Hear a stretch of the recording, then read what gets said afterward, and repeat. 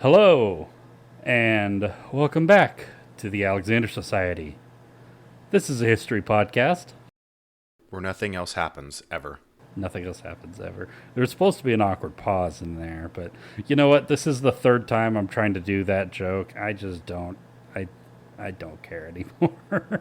I'm your host, a dashing young idealistic radical with a singular-minded drive to lead my country to independence, Derek, joined by my friend and co-host, the horrors of Revolutionary War which will destroy my starry-eyed idealism and leave me a decrepit, cynical old man by the time I'm in my mid-30s, Tim. Please don't hurt me, Tim. I've heard worse. How are you doing this week, Derek? Literally nothing. No updates. Nothing has changed in my life.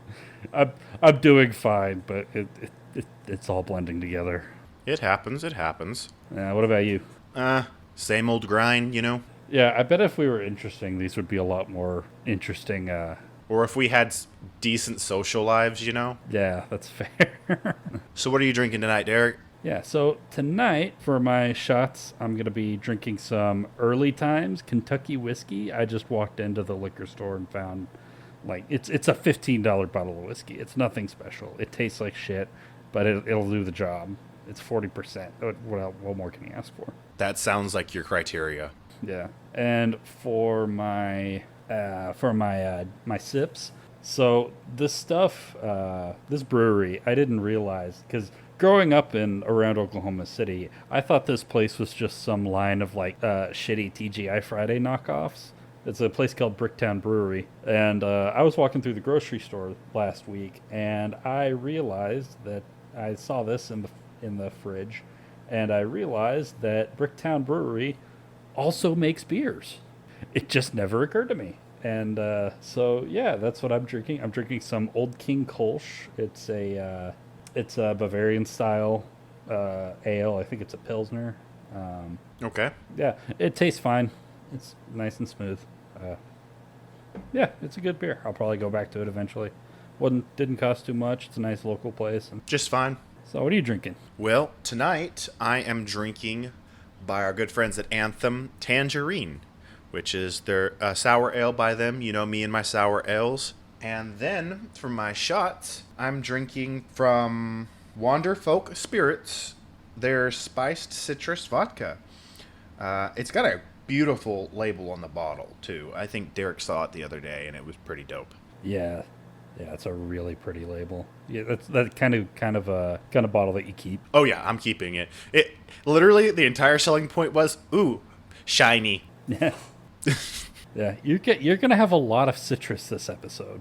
Yeah, I didn't even think about it, but yeah. Yeah, let's cover our rules. Yeah, so here in our illustrious society, we abide by an ever-changing set of rules. Rule number 1, every time somebody dies of disease, we're gonna take a sip. Rule number 2, every time our main character is exiled from somewhere, we're gonna take 3 sips. And rule number 3, every time a new nation pops into existence, we take a shot. Shots. Kampai. Prost.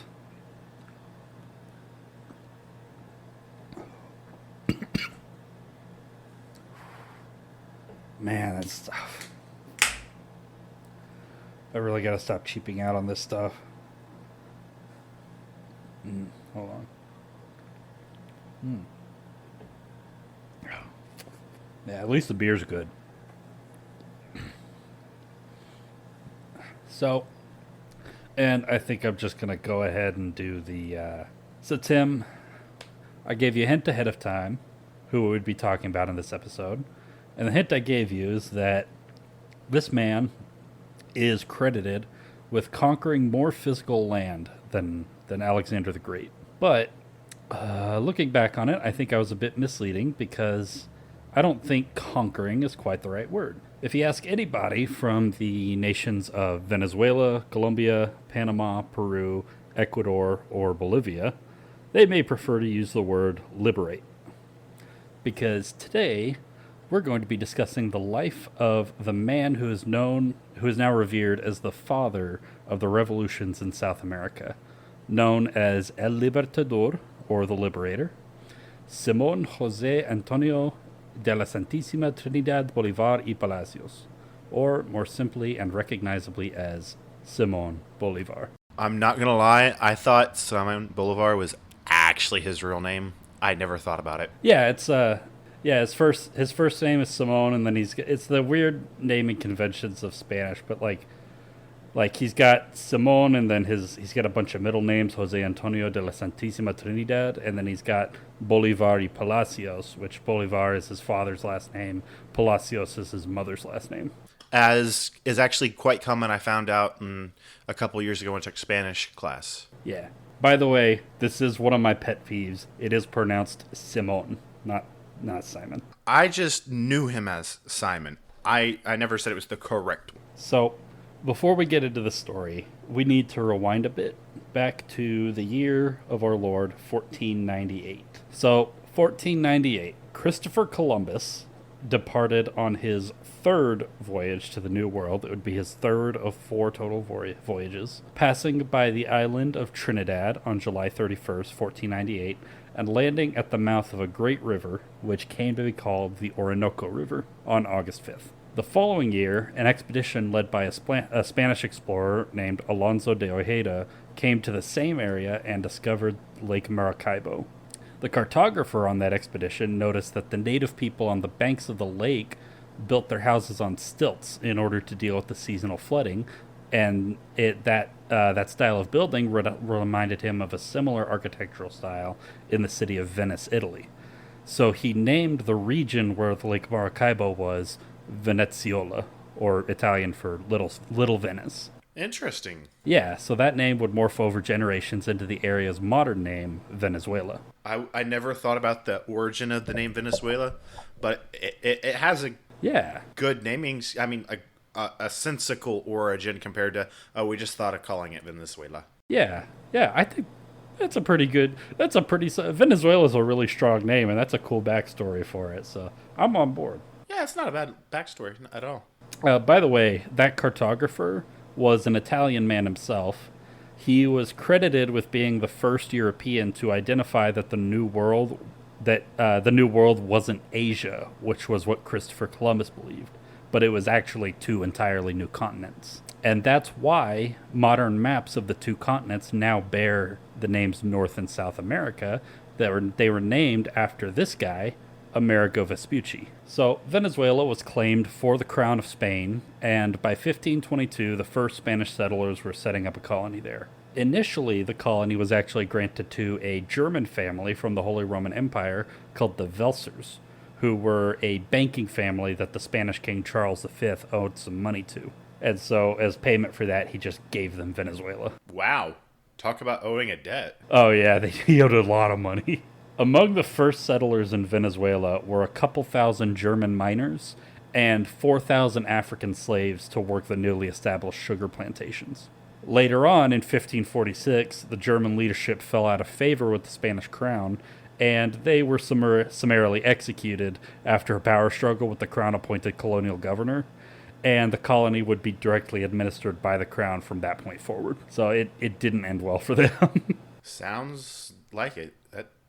Wow. As happened in every other Spanish colony in America, conquistadors who brutally conquered native populations in Venezuela were granted large tracts of land to turn into productive plantations called encomiendas, where they would be allowed to use the native people as free labor in exchange for, quote-unquote, civilizing them by teaching them the value of hard work and, with the help of Catholic priests and missionaries, induct them into the Roman Catholic faith. Indoctrination. Yeah, and this was all in order to make them good productive subjects of the Spanish crown. Over the generations, you got this caste system where enslaved Africans and indigenous people were subjugated at the bottom of society, while white Spaniards reaped the wealth of their exploited labor and dominated the political system of the colony. But, as we all know, if you have 2 groups of people living in close proximity, they will inevitably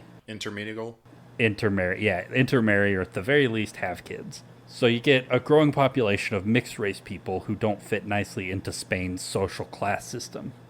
And so Spanish authorities came up with this caste system called, appropriately enough, the casta system. Casta being the Spanish word for lineage, and it's also where we get the English word caste from. So So for context, British and then later American racism, like we're familiar with here in the US, it was nice and clean and simple. If you had a single drop of black or native blood in your ancestry anywhere, you were not legally considered white. Wow. In it's called the one drop rule. I didn't. I knew that we were very strict on racism. I just didn't know there was a one drop rule thing or something like that. I didn't know there was a term for it. Yeah, and this is, keep in mind, this is all in the context of like legal classification, like by like racial laws, not necessarily like like if a person is walking around and they look white, they have white skin, they grew up in a white family, they act white, they're going to be treated as white.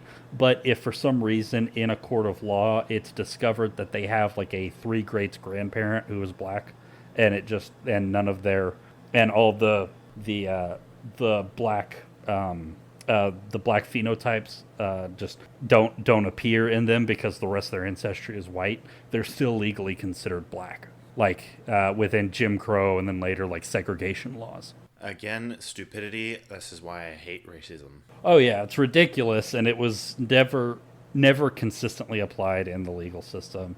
But anyways, in Spanish colonies, it was way more complicated. So you had the guys at the very top of society, and they were full-blooded Europeans who were born in Spain, and they were called peninsulares, or just in English, peninsulars, because they were born in the Iberian Peninsula back in Spain. Then you have full-blooded Europeans who were born in the colony who were considered inferior, and they were called criollos or creoles. Then at the very bottom of this pyramid, you had negros, which were black people, and even there, you had it divided between free blacks and enslaved blacks. And then above all those, and then above those on the pyramid, you had indios, which were native people. And then in the middle, between black and native people on bottom and white people on top, you had this huge mix of different ethnic combinations, each with their own legal term, and it was all based on what the ancestry of your grandparents were, and it determined what opportunities for social advancement were open to you. To keep it simple, I'll just use 2 terms that broadly covered this mess of categories. You had mestizos, who were mixed white and native ancestry, and they were above mulattoes, who were mixed white and black ancestry. By the late 1700s, Venezuela was ruled by an administrator who was appointed by the Crown of Spain called a Captain General, who was more or less autonomous, but he still reported to a higher administration, the Viceroy of New Granada. New Granada being the name for all of the land in northern South America that now includes the modern nations of Venezuela, Colombia, and Peru. The Captain General ruled from his seat in the Venezuelan capital in the city of Caracas. Caracas was really the center of political, social, and economic life in Venezuela, and all of the wealthiest and most prominent families in the state made their homes there. One of these families were the descendants of an early settler of the colony dating back to the 1580s who had gained their wealth as administrators for the colonial government and later as prosperous landowners. By the 1780s, 200 years after their arrival, they were probably the richest family in all of Venezuela. Because that's how wealth works, is they hoard it. Yeah, and these guys were the Bolivars. And on July 24th, 1783, Juan Bolivar and his wife Maria Palacios gave birth to their 4th and final child there in the city of Caracas, who they named Simon. Simon was legally classified as a Creole since his family were colonial settlers but were still full-blooded Europeans, though the actual quote-unquote purity of his bloodline is kind of up for debate. He did have a little darker skin, as did many Creoles in colonial America, and there were rumors that he had a distant native ancestor somewhere in there, but socially and politically he was treated as a Creole, so that's what I'm going to be using for him. Okay. Simon was, in his early years, he was mostly raised by his family's house slave, a woman named Hippolyta. And he would remember Hippolyta very fondly as a surrogate mother for the rest of his life. His father died when he was 3, and his mother died when he was 9.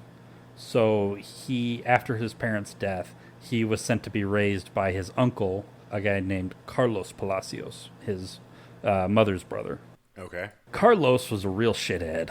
So he didn't really care about Simone beyond skimming some money from his inheritance, and he severely neglected Simone's studies, meaning that Simone ended up being functionally illiterate well into his teenage years. Sounds like rotten uncle bullshit. Yeah, he was kind of a piece of shit. Simone hated the man, and he became very rebellious and a bit of a menace. And after only 2 years living with him, Simone fled to try and live with his older sister Maria Antonia and her husband. The couple tried to get their guardianship over Simone recognized by the government, but the colonial government ended up siding with Uncle Carlos and sent Simone back. Damn. Yeah. By that point, Carlos decided he didn't want to deal with Simone anymore, and so he sent Simone to live with a local lawyer in Caracas to be tutored. So kind of lived with this guy to be tutored by him. And this lawyer was a guy named Simon Rodriguez. And so Rodriguez was a liberal, and he had read all of the Enlightenment philosophy of the day. He had gotten swept up in a small but growing movement in Venezuela that was starting to advocate for independence from Spain. And they were inspired both by the American Revolution, which had ended. It had successfully ended the year that Bolivar was born, 1783, and they were also influenced by the more recent French Revolution, which was at that time still going on back in Europe. And this upstart lawyer really connected with Simone, and in addition to finally teaching him how to write, sparked his love of reading politics, philosophy, and history, which is a passion that he would end up carrying for the rest of his life. So, yeah. So you're kind of starting to see, like, the influences on Simon's life. Simone, sorry.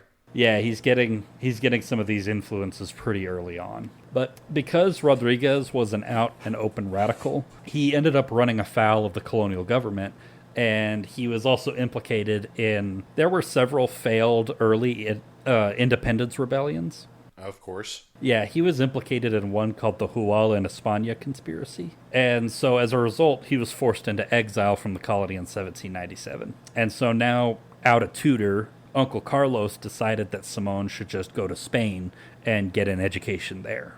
You know, just get him out of his hair. Just completely remove him from the scenario entirely. Yeah. So Simone arrived in Madrid, the capital of Spain, in May of 1799. And he was 16 years old. He went to live with another one of his uncles, a man named Esteban Palacios, who was actually, at that time, a minor figure in the court of the Queen Maria Luisa. Simone would end up spending a lot of time in court with his uncle and learned a lot from it. So three important things happened to Bolivar during his 2 years in Madrid. First, he got a crash course education in the classics and in social studies, gobbling up all of the Enlightenment philosophy that he could get his hands on. Second, seeing how the court of the entire Spanish Empire worked in practice, that is to say, a lot of high society gossiping and rich people antics, made him realize that this whole monarchy setup was just a huge scam. The third thing is, he met a woman named Maria Teresa Rodriguez del Toro y Alasa, or just Maria del Toro for simplicity. Okay. Yeah, the two of them fell in love, and they were engaged in August of 1800. And she's not going to be in the story for very long, but she is insanely important. The lovely young couple married on May 26, 1802 in Madrid. Simone was 18, Maria was 21. The couple hopped on a ship the following month and traveled back to Venezuela, settling down for their life together in Caracas in July of 1802. Now, there is a timeline where Simone and Maria spent the rest of their life in quiet contentment, raising a family on a Bolivar plantation, writing out the tumultuous Latin American revolutions, and maybe Simone gets involved in politics, but whatever the case, he goes down as a footnote in history, if he goes down at all. Okay. But that is not our timeline. Unfortunately. or fortunately, depending on how you look at it. Simón Bolivar does not get his quiet family life, and he does not fade into the mist of time. His journey towards becoming El Libertador, the liberator of America, begins on January 22nd, 1803, when his new wife, still 21 and married for less than a year, dies of yellow fever in their house in Caracas. Simón is understandably devastated by her death. According to it, I was about to say, you already kind of covered what I was going to say, but I was say, understandably so. according to legend, he swore an oath over her grave that he would never remarry. And that is an oath that he did indeed keep. He didn't get married again for the rest of his life. Damn. But there is a big asterisk next to that. I'm guessing he had plenty of leverage or something. Yeah, and I will get to her in due time. In his grief, Okay. he decided that he was going to take a trip across Europe in order to get away from Venezuela for a while. So by this point, this is going to be his third trip across the Atlantic. He spends a lot of his life on the ocean. I can imagine just how much you're going to have to spend traveling back then. I can't imagine how long he was in transit for on the ocean. Yeah, depending on how many stops a ship had, it usually took around 4 to 6 weeks to get across the Atlantic Ocean. Damn. He trusted his inherited estates to his brothers to safekeep until he got back. And once again, he hopped on a ship to Spain, arriving in December of 1803. First, he stopped off back in Madrid, where he had to inform his parents-in-law in person that their daughter had died. So they did get married? Yeah, they got married back in Spain before they went to Venezuela. I wanted to double check. Either I missed it or my brain fogged out on that part. So after that, he traveled to Paris, where he arrived just in time to personally watch the coronation of Napoleon Bonaparte as Emperor of the French on May 18th, 1804, which is considered by many historians to mark the end of the French Revolution. Wow. He did actually get to personally witness the coronation, which is really a really interesting confluence of two major historical figures at the time. So while he was in Paris, he fell in with a group of radical exiles from Spanish America who had come to learn from the French Revolution. They had come to Paris to kind of see what had happened during the French Revolution and kind of learn lessons from it. These were all guys that had been exiled from South America for different independence movements that they were a part of. And so he kind of fell in with them, and this is where he kind of started to really become dedicated to this idea of independence from Spain. He ended up getting reacquainted with his old tutor, Simón Rodriguez, and it's in these discussions with these exiles that he first began to seriously explore the idea of American independence. So after that, he went on a tour of Italy. He stopped out in Paris, and then he went to Italy. He spent some extra time on his visit to Rome, just to see the sights of the old capital of the greatest empire that Europe ever saw. This is gonna sound like it's coming out of left field. I promise this is going somewhere. Bear with me. Back in the year 495 BCE, when Rome was still just an up-and-coming regional power in Italy, there was a popular revolt by the underclass in the city of Rome, the plebeians. They were revolting over the issue of debt reform, which was an issue that the patrician ruling class in the Senate had been ignoring. As most historical ruling classes do, they ignore the plight of the people. Yeah, and then stuff like this happens. So the Roman plebs, frustrated by the government's indifference to their poverty, they left the city en masse and they assembled at a hill outside the city called the Mons Sacer, or the Sacred Mount in English, in order to, and basically what this was, it was like one of history's earliest work stoppages. So what they were doing was they were depriving the city of labor power as well as manpower for the armies, because there's a war coming up. And so that by leaving the city, they were effectively denying the Senate the ability to raise an army. Oh, okay. This event is This event is now called the secession of the plebs.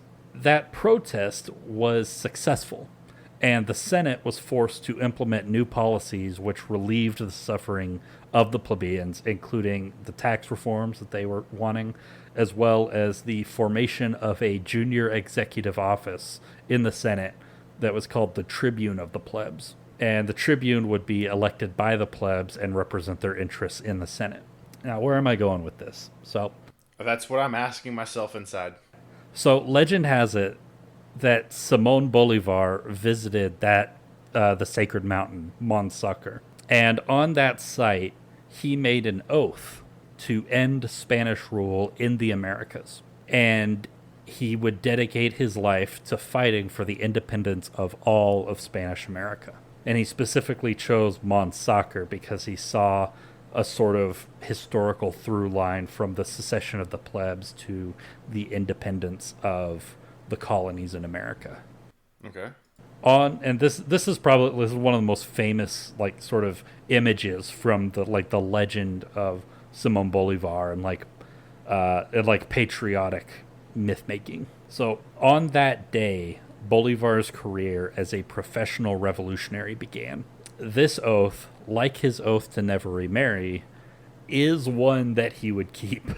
In 1806, Spain was allied with France in a war against Great Britain. This was right after Napoleon became emperor, and at this point, Spain is actually allied with Napoleon against Britain and the rest of, I think at this point it's the third coalition, the second or third coalition, I think. After the Battle of Trafalgar, the French fleet was completely destroyed, and Britain completely controlled the western coast of Europe, basically all of the seas. And Britain was tightly blockading France and her allies. And so, in order to get back to Venezuela, Bolivar had to travel up to Hamburg in Germany and hitch a ride on an American ship, which was neutral in this conflict. And so he hopped on a ship and he traveled to America. He landed in South Carolina in 1807. While he was there, he spent several months visiting all of the major cities in the young United States. And then after that, he hopped on a ship in Philadelphia, and he finally returned to Caracas in June of 1807. At this point, he is 24 years old. As soon as he arrived, he immediately got to work trying to form a group to begin planning for a revolution against Spanish rule. But he found, much to his disappointment, that most of the rich people in Caracas, which was that's the kind of group that he's from. He's a rich guy from Caracas. He's trying to talk to other rich guys in Caracas about getting them on board with independence. He found that these guys were not nearly as radical as he was. Well, of course not. Yeah. They were also pretty turned off by the idea of revolt because the year before that, while Bolivar was in Europe, there was another famous revolutionary, this guy named Francisco de Miranda, who is a fucking wild guy. I was very tempted to do this episode on him because I think his life is almost more crazy than Bolivar's. Miranda, when he was living in Europe, at one point, he became an advisor, like one of Catherine the Great of Russia, one of her closest advisors. Wow. Yeah, which anybody who knows about Catherine the Great knows that means there was a non-zero chance that they were probably fucking. I know nothing about her, so that's just funny to me. Yeah. But he was all over the fucking world. He was good friends with several of the American founding fathers. He knew all of the prominent guys from the Napoleonic Wars later on, all of the guys from the French Revolution. Just he really got around. He had a really fascinating life. But so this guy Francisco de Miranda, the year before Bolivar arrived back, he had attempted an invasion of Venezuela in order to overthrow the colonial government. And when I say invasion, I mean he went to New York City and he got 200 Americans. And he just not soldiers or anything, just random guys he found on the street. He was like, "Hey, you want to go start a revolution in Venezuela with me?" And they were like, "Oh yeah, hell yeah, that sounds great." He asked a bunch of drunk Americans, "You want to fight?" They're like, "Fuck yes, I want to fight." Yeah.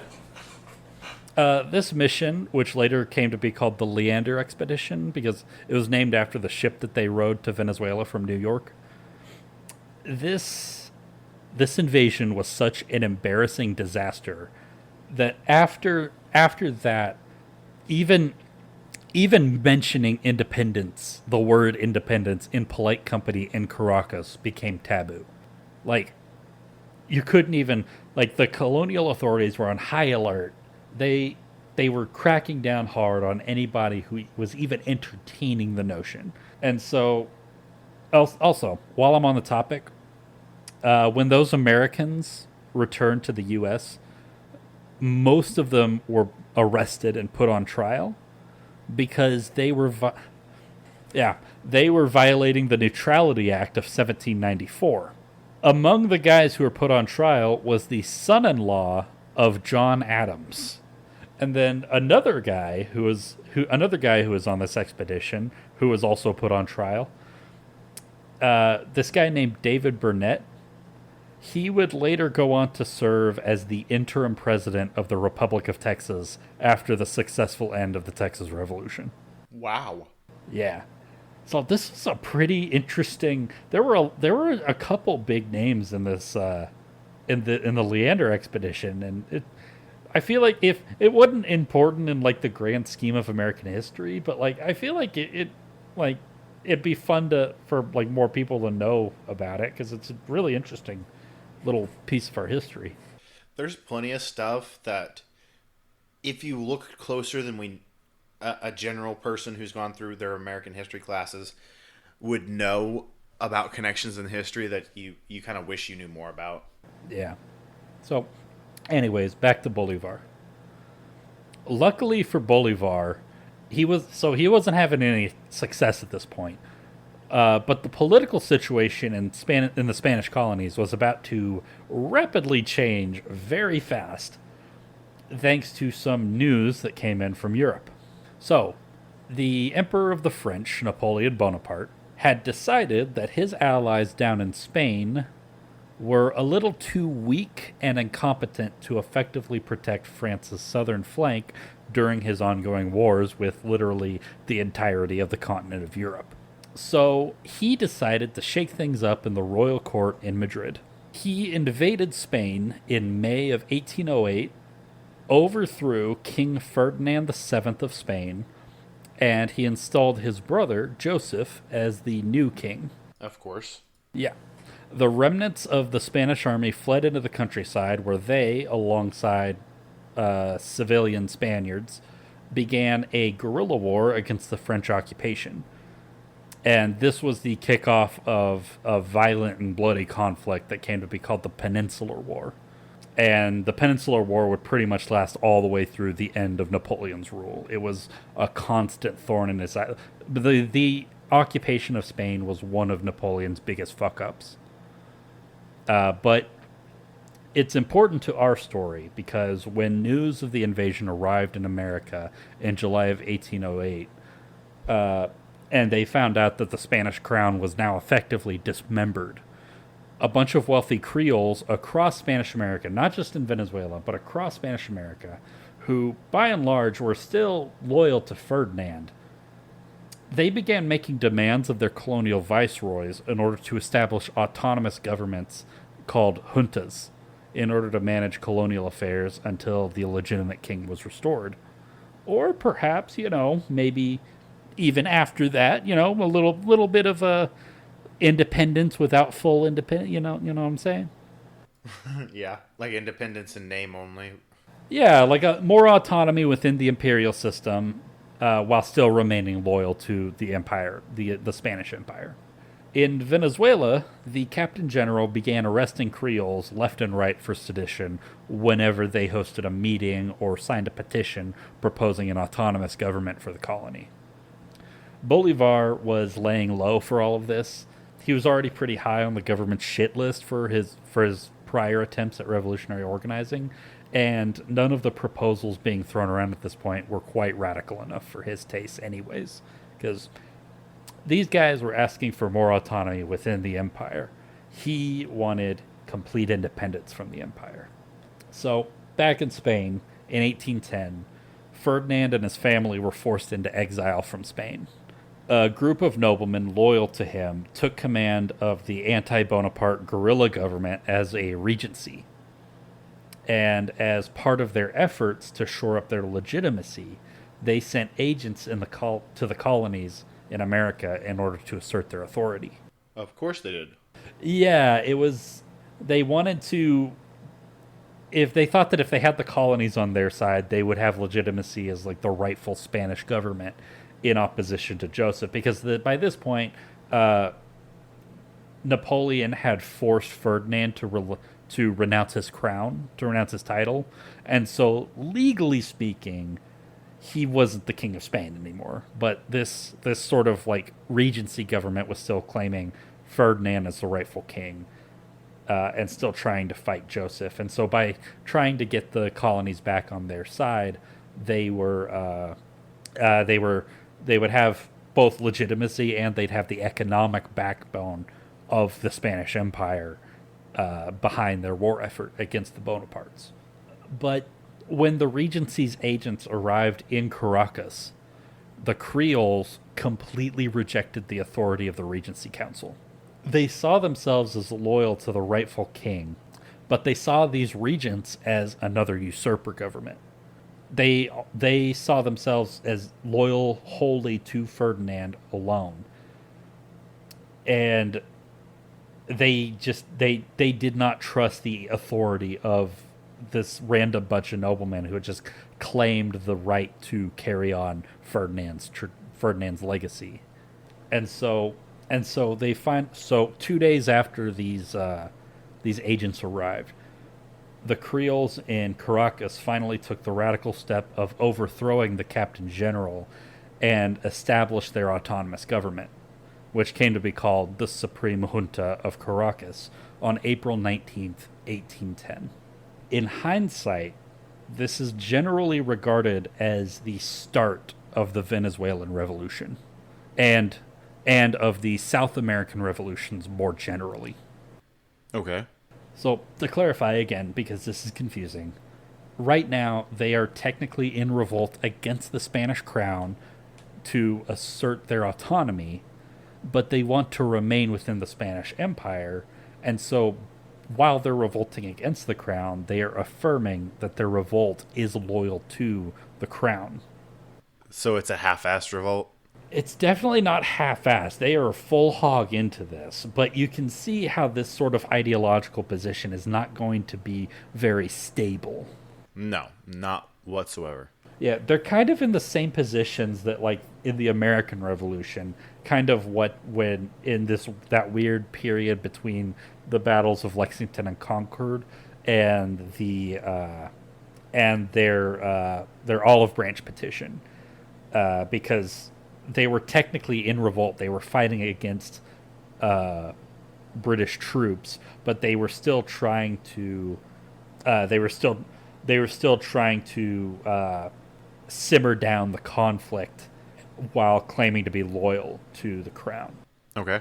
And then you get to the olive branch petition King George's response to the olive branch petition was anybody who is currently in revolt is going to be hanged.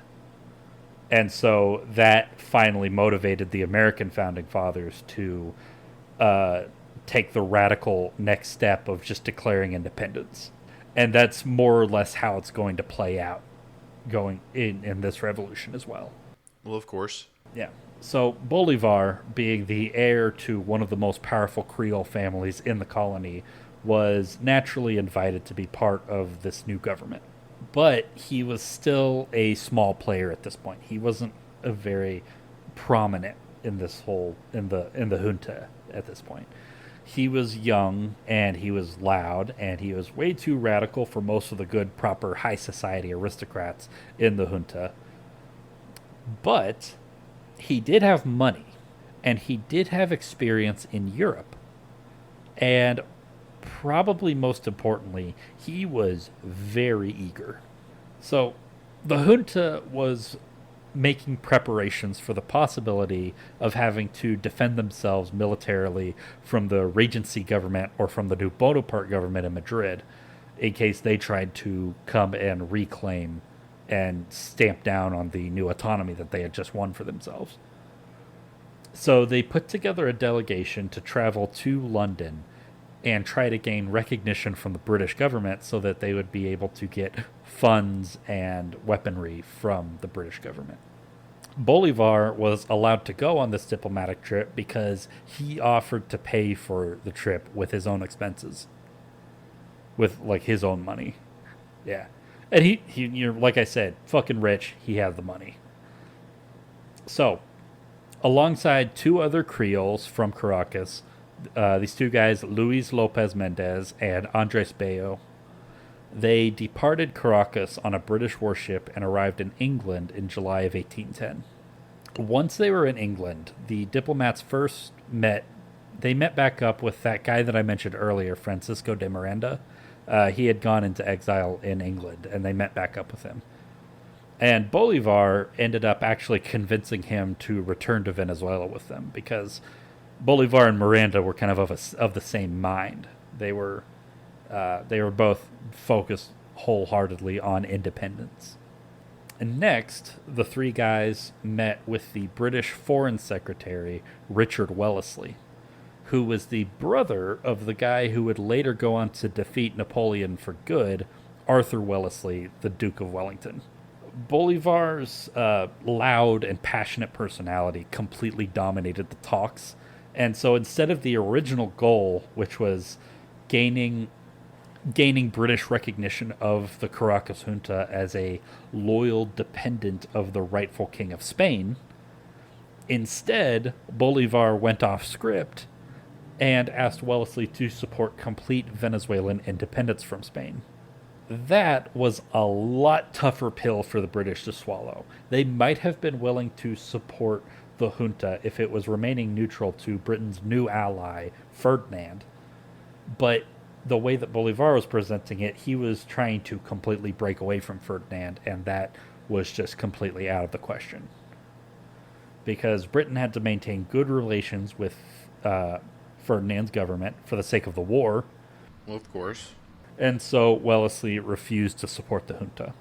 And so, empty-handed and frustrated, Bolivar returned to Venezuela with Miranda, and they arrived back the following December. When he got back, he found out that shit had really started to go sour in Caracas. While he was gone, the junta had passed some economic reforms, and they had tried to hold elections for a representative parliament, which is, that's all good. But they had also become estranged from the other regions of Venezuela, because as it turns out, Caracas was the only part of Venezuela that had revolted. The rest of Venezuela, like on the eastern and western halves of the country, were still loyal, they were all professing loyalty to the Regency government. Okay. And it looked a lot like this was going to break out in a civil war pretty soon. So keep in mind, the junta up to this point had been explicitly loyal to King Ferdinand VII, like I've been saying so many times, because I really want to make that clear. If not out of any real loyalty, then at the very least out of practicality.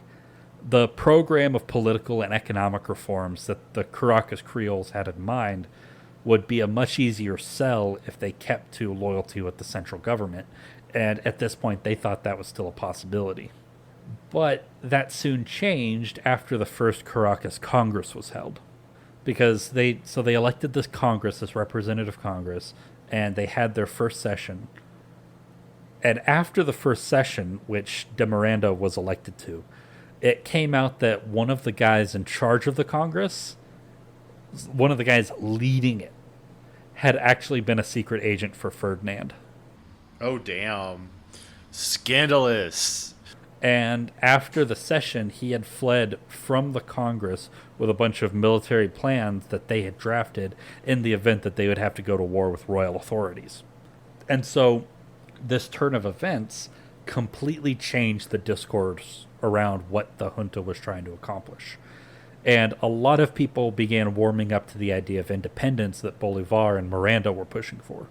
And so, in light of the realization that the crown would never allow Venezuela to have autonomy legally, the Congress formally declared independence from Spain on July 5th, 1810, forming the ominously named First Republic of Venezuela. Wow. Or officially, the name was the Confederation of Venezuela, but today it's referred to as the First Republic of Venezuela. Okay. This made Venezuela the first Spanish colony to declare independence. Almost immediately as soon as it happened, civil war broke out. Well, of course. Many provinces on the frontier of Venezuela remained loyal to the crown, and they served as bases from which royal armies could try to reassert control over the center of the new country. The new government immediately raised a militia army and went on the offensive, naming as their commander-in-chief a guy named Francisco Rodriguez del Toro. Now, Bolivar and de Miranda had been close allies up to this point, and had even started to become, friends. But, so do you recognize that name, Del Toro? Rings more of a bell than just being the last name of the director that's famous today, but I can't really place outside of knowing I recognize it more than just the director. Del Toro is a relative of Bolivar's dead wife. Oh, yes. Yeah, her name was Del Toro. I'm bad at names. I'm not going to lie, Derek. You should know this by now. Nah, me too. So, Bolivar and Del Toro, they were close friends because, he was an in-law. They were in-laws. Yeah. But the Del Toros and the Mirandas were ancient rivals in the city of Caracas. They had a family feud going for generations. And Miranda just personally hated the guy too. You're allowed to have a grudge or two. Yeah. But Del Toro's appointment to command the Venezuelan army caused a rift between Miranda and Bolivar because Miranda hated the guy and Bolivar was family with the guy. And so they became estranged. And so Bolivar, who's now estranged from Miranda, was given a command in the new army, and they went on their first big offensive in July 1811 in order to capture the city of Valencia, which was a royalist city that had risen in rebellion against the Republic. For a variety of reasons, ranging from the poor training of the militia troops in the Republican Army to the inexperience of the officers, they failed to suppress the uprising. Other detachments in the army were losing ground to royalist forces on all sides of the country, and the government was beginning to, very quickly after declaring independence, beginning to fear for their continued success. So, in a bid to shore up their own stability, Congress removed Del Toro from command and replaced him with Miranda. At the same time that they did that, they also gave Miranda dictatorial power over the entire republic. Because of course they did. Yeah, it was just a last-ditch effort to try and cut through all of the rivalries in the Congress and just give one guy absolute control so he could run the war effort more efficiently. How'd that turn out for him? They were going to lose either way, so it didn't really matter. But Miranda was now holding a grudge against Bolivar, so as a condition for accepting this position, Miranda demanded that Bolivar be stripped of his command. And so now both Del Toro and Bolivar were out of a job. But when they left, apparently both of them were very charismatic guys. I know Bolivar definitely was, but apparently Del Toro was as well. Because when they left, a bunch of guys left the Venezuelan army and stayed with Bolivar and Del Toro. And so they just kind of formed their own army. And they So how'd that army do? better than Miranda's. Fair. And so, for the time being, Miranda just kind of threw his hands up in the air. It was like, okay, fine, we'll fight. We'll fight together for the moment. I can't. Apparently, I can't keep you out of the army. So, just come fight with me. And so they were able to team up, and they did successfully capture Valencia. Unfortunately for them, that didn't help the war effort much. The Republic was still losing on almost all fronts, and Caracas itself was being threatened by royalist armies. But the final blow didn't come from Spanish troops. This is a very, very fascinating part of this story, so bear with me. Okay. If you ask the royalists, they'd say that the final blow came from God himself. So, on March 20, Do explain what they mean by that. on March 26, 1812, an earthquake struck Caracas. And this was not, They got their victory because of an earthquake. yeah. And this, I can't blame them for calling God on their side on that one, to be fair. yeah, and this was not a small earthquake. This was a fucking enormous, El Grande. El Grande, yeah. Effectively, the entire city was destroyed. Nearly, like over 90% of the buildings in Caracas fell. So, with the capital of the Republic gone, the government and the army fell apart. Miranda ended up surrendering to royalist forces on July 25th, 1812, which in effect ended the First Venezuelan Republic. I didn't realize there had been multiple governments at that point in time already. Anyway. This is just the first one. This is the one that came out of the Supreme Junta of Caracas. What I mean is, I know recently there's been multiple, but I didn't realize within that first Oh yeah. They're all 100 years or more or so. Like, that's a way off the wall guess, but like within that early of the period, I didn't realize there'd been that many governments. yeah, and they're gonna be coming like in real quick succession too. Oh, does this count for the rules? Every time a new you said this is the fall, so obviously a new one's gonna come. Well, what I had in mind was this was the like. I was just about to ask. I don't think we've been sticking. Think we've been missing a lot of the rules. And we didn't sip for Bolivar's wife, so I say we take 4 sips. So we take at least 1 sip, and then we're a shot, right? Yeah. So do 1 sip, 1 shot. Well, go ahead and let's take the sip, and then go ahead and come by then. Yeah. Prost. Yeah. So Miranda surrendered to royalist forces on July 25th, 1812, effectively ending the First Venezuelan Republic. Miranda was taken into custody and locked in a prison in the city of Cadiz in Spain, where he died sick and starving 4 years later in 1816. Miranda. Yep. Yep. Oh, fuck. Yeah. Yeah. Pour one out for Miranda. He was a real one. So, the earthquake had a strange effect for Bolivar in regards to like his public image.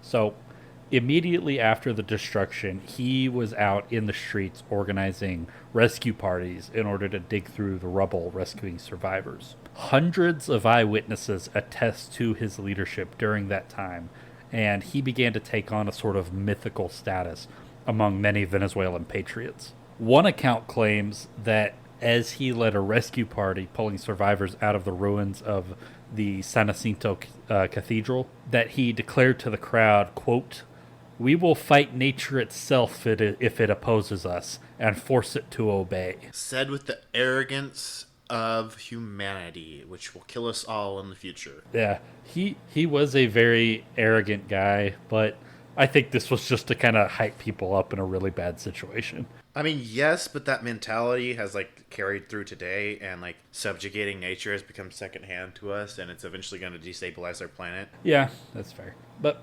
so when Miranda surrendered, Bolivar was forced to flee from Venezuela. So there's our exile. 3 sips. 3 sips. So So he hopped on a ship and he sailed up the coast to the port city of Cartagena in what is now the nation of Colombia, but was at the time the newly independent United Provinces of New Granada. New Granada had declared independence from Spain on July 20th, 1810, right after Venezuela, and were at the time fighting their own war against royalist armies. Do you want to do a shot for that one? Because I think that is another new nation.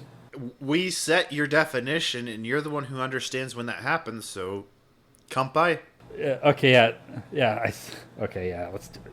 Fuck it. You haven't done your cheers, bitch. Yeah, because I forgot to pour it. Because Who's a hack and a fraud now, sir? always it's in my job title. Pro. Come by. So when Bolivar offered his services to New Granada, and so when Bolivar arrived in New Granada, he offered his services to the New Granadan army, and they agreed to give him a command. But the man that they put him under was a guy named Pierre Labatut, he was a French guy, but he was serving in the New Granadan Republican Army. And Pierre was an old friend of Miranda and really didn't like Bolivar because of their schism. And so the only command that Labatut gave to Bolivar was command of a 70-man garrison in some piddly backwater on the Magdalena River. So from his new posting, Bolivar wrote and published what would become his first of many political documents, which came to be called the Cartagena Manifesto. In the manifesto, he outlined what he thought were the failures of the first Venezuelan republic and his ideas on how to form a new government that would be better able to defend the revolution in the future. His basic assertion was that a revolutionary government has to be more centralized and dictatorial, and it has to be harsher on royalists, and it also has to be harsher on the church. I understand being harsh on the church, but dictatorial systems always fail, in my opinion. Like, long term. At the time, there were a couple different fields of thought in Latin American revolutionary political theory, and Bolivar was kind of in the minority because this is a common political divide you see all throughout Latin America, and it's something we talked about during the Mexican Revolution episode. There's this old conflict between the centralists and the federalists, and that was a pretty common distinction throughout Latin America. So Bolivar ostensibly believed in the vision of a democratic republic, but he believed that South Americans weren't ready for democracy yet because they had never practiced democracy and they had never experienced democracy, and so they wouldn't know how to effectively run a democratic government. And so independence had to be secured and the new nation stabilized by a strong executive before power could be peacefully transferred over to a representative Congress. I guess I can kind of understand their point of view.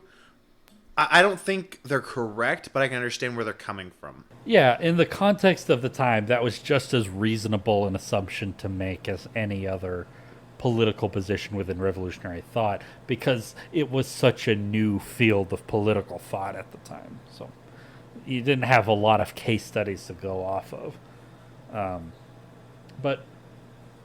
So in December of 1812, Bolivar was under orders by that French guy not to act without orders. And he defied those orders and decided that, I've got 70 guys. I think that's enough to go ahead and just try and secure the entirety of the Magdalena River and kick out any royalists that are stationed along this, couple 100-mile long river. And so he takes his small band of 70 troops out, and much to everybody's surprise, he was actually pretty successful, and he began making really good headway. And pretty soon, he had just pretty much, after a few skirmishes with royalist troops, he pretty much had secured the entirety of the Magdalena River for the New Granadan government. Hell yes. Hell yeah. Yeah, that's pretty cool, because the Magdalena River was, in an environment like theirs, it's not super developed. There aren't a lot of roads. River is one of the main ways that you can travel and ship goods and stuff and have trade. So having that completely under the control of the New Granadan army was actually a huge boost to their security. That was a really, really, really important thing that he did. And so after that, he's still kind of going rogue, but everybody's kind of allowing it because he's doing such a good job.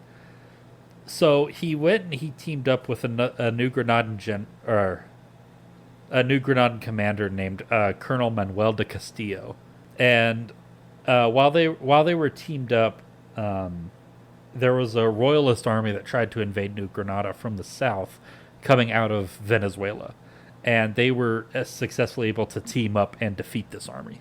And so Bolivar is really kind of starting to make a name for himself as like a really good military commander, on top of just being like a really good leader and like political activist.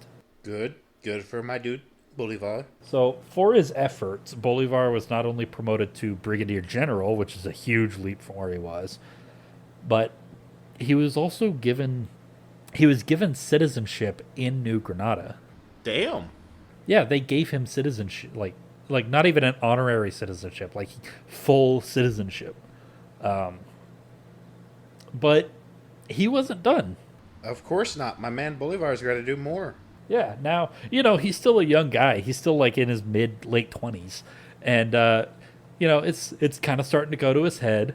And so he thought that he was in a good spot, not just to defend New Granada, but to launch a campaign to reconquer Venezuela from the Spanish.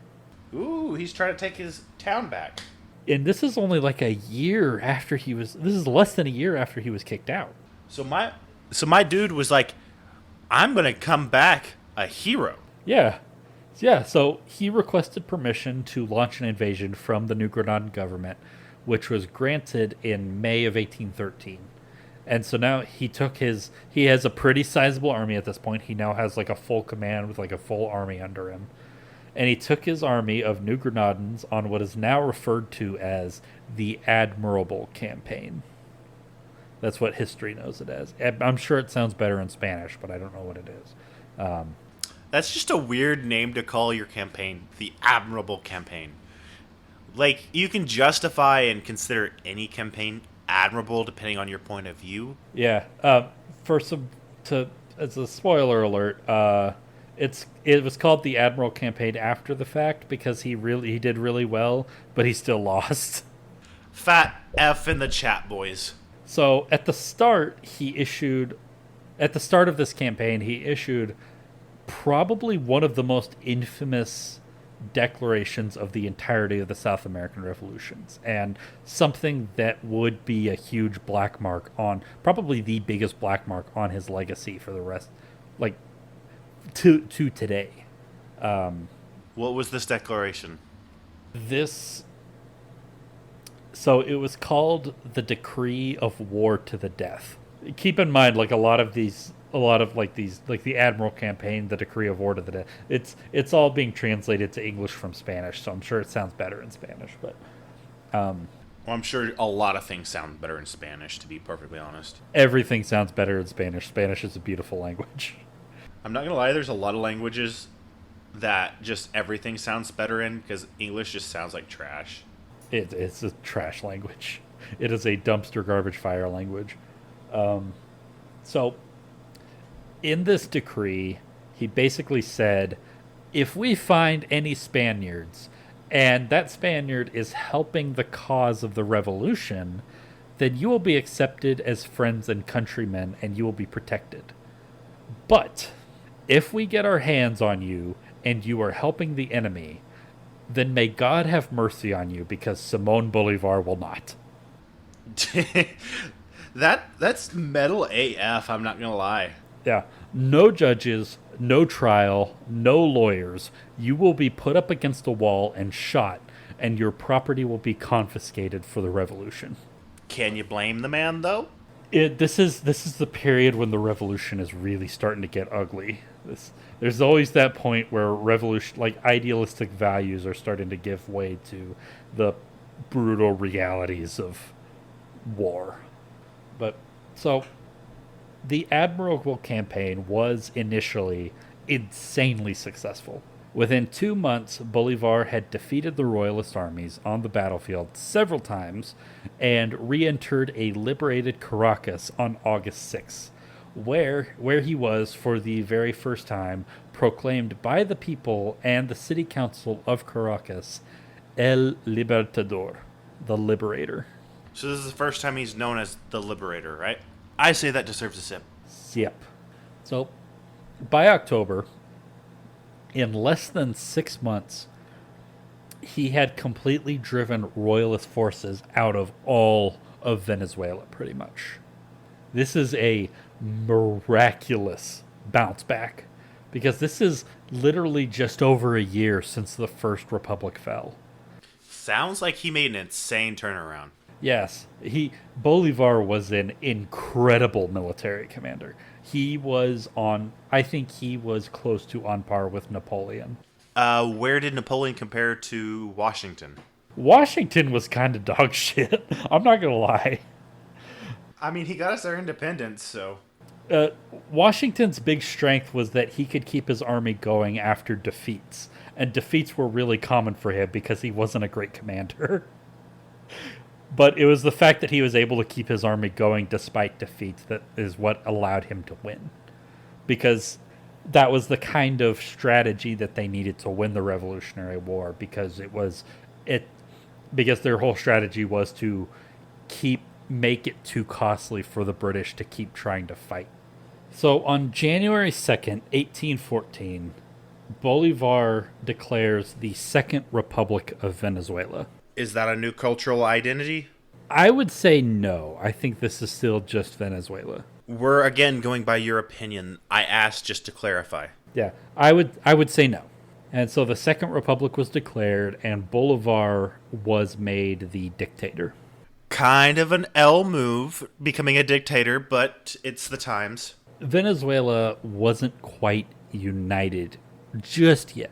There were a couple provinces. Do what? I said kind of an L move to become a dictator, but it was the times. Yeah, it fits with, like, he was never like shy about the fact that he believed in dictatorial power for a revolutionary government. So I never said he didn't. I just meant for like my perspective. Yeah, no, I think it's a bad thing too, but yeah, it's Bolivar. You get, and it's the times too. Like you got to give it a little, like not a lot, but a little bit of like, okay, historical context. Dictatorships were the thing. But at this point, Venezuela wasn't quite united. So there were a couple provinces that still remained loyal to the crown, and Bolivar's new Republican dictatorship really only controlled the western half of the country. So the eastern half of the country was controlled by he was another revolutionary. He was anti-Spanish, but he was a warlord who had ended up fighting. He kept fighting against the Spanish occupation after the surrender of the First Republic, and now he was asserting his own right to control Venezuela because he's the guy who stayed behind. This guy's name was Santiago Marinho, and pretty soon tensions with Marinho compounded with, so there's a whole, Venezuela was a mess right now, so there's a bunch of shit going on. There were slave uprisings happening. They were becoming very common by that point. There were royalist revolts. Bolivar having to kind of politically maneuver around Marinho. And most famously, Bolivar was having exactly zero success fighting against these guys. There's this group of royalists, which Tim, I'm so happy. I have the pleasure of telling you about these guys. These guys are so fucking cool. Who the fuck are they? So there was this army in southern Venezuela in a region called the Llanos. This was an army that was composed of 10,000 cavalry who fought on horseback with lances and machetes. And they were composed of, they're usually referred to in the sources as herdsmen. That's what they refer to them as. But I think a term that gives you a better idea of who these guys were is they were cowboys. I mean, I think throughout history there have been people who are quote unquote cowboys before the cowboy times, to be perfectly honest. Like, there's always been people who herd cattle, do historically cowboy things, even if they aren't quote unquote a cowboy. Yeah, yeah, and even in the American West, like the stereotypical cowboys that got immortalized in like Western movies, those actual cowboys had their cultural roots in Latin American cowboys, and the Latin American cowboys got their roots in these guys from the Llanos. They were called the Llaneros. These are the first cowboys. The guys I'm talking about right now will eventually evolve into the guys that Clint Eastwood plays. Damn. So this is like the historical beginning. Yeah. They were led by a guy named Jose Tomas Bovis, and they have the coolest, most Tolkien fantasy ass name you can possibly imagine. Like, this was ripped straight from a Game of Thrones. More like Game of Thrones ripped straight from them. Yes. These guys were called the Legion of Hell. Oh, hell yes. I love that name. That's dope as fuck. And the Legion of Hell were probably the single most successful and effective army in revolutionary South America. They went so hard. These guys were incredible. I love them so much. They hated Creoles for their long enforcement of the casta system, since most of the Llaneros were either Indios or Mestizos, so they were very heavily associated with like the local indigenous cultures. And they hated the Republican revolutionaries because during the First Republic, they had come down into the Llanos and tried to conscript Llaneros into the armies. And it didn't go well, did it? And it didn't go well, and that drove them into the arms of the Royalists. And so now, the Legion of Hell had their sights on Bolivar and the city of Caracas. Bolivar's armies in the south were completely overwhelmed by the Legion of Hell. And after sweeping away Bolivar's army, they swept north, and as they approached Caracas, Bolivar ordered that the city's treasury be seized by the army, and he fled north with his army and 20,000 civilians from the city, because when the Legion of Hell came through... They didn't leave much behind? They did not. They were a swarm of locusts in human form. I kind of figured it'd be something like that. The Legion occupied the city on July 16th, 1814. There's this guy I haven't mentioned so far, but he's been pretty close to Bolivar this whole story, because this guy is actually Bolivar's uncle. This guy named Jose... A different uncle than that raised him? Yes, a different uncle. This guy named Jose Felix Ribas. What? So you mentioned the uncle. I'm assuming it's the same uncle. The uncle who taught him the parliamentary courts, was that the uncle that raised him, or was it this uncle? So this is not a guy that I've mentioned so far. This is a different guy completely. So this guy, Jose Felix Ribas, was his uncle and was also one of his subordinates, like a subordinate commander in his army. Do you know what side of the family this uncle came from? I think it's from his dad's side. I think this is the husband of one of Bolivar's dad's sisters, if I remember correctly. But yeah, so when Bolivar fled Caracas, he took the entire what is it called? The treasury of the city with him. Just the modern day equivalent of like tens of millions of dollars in gold and silver. Damn. Yeah, and so when that happened, Ribas declared that Bolivar was a traitor to the revolution because he took all the gold and silver from the city. And a whole bunch of other revolutionaries under Bolivar agreed with him that like agreed that was a really shitty thing that he did, and he was trying. They thought that he was trying to take it and flee, even though that's not what he was actually doing. And so Rebus declared him exiled from the country on September 8th. And so once again, Bolivar was forced to flee in exile from his country for the second time in a matter of like 2 years. And he arrived back in Cartagena on September 19th with his tail between his legs. So that's another exile. Was that 3 sips? Yes. When Bolivar returned to New Granada, the government there had splintered. And yeah, so we're getting into another civil war. The government in New Granada had splintered apart, and they were in the middle of a civil war while they were also trying to fight off the royalists. So Bolivar was once again given command. Yeah, so he got back to New Granada, and by the time he got back, civil war had broken out in New Granada. Bolivar was once again given command and ordered to recapture the state of Cundinamarca. I think I pronounced that correctly. And so he was given another army, and he went and he did successfully capture Cundinamarca when he captured the capital of the state, the city of Bogota, on December 12th, 1814.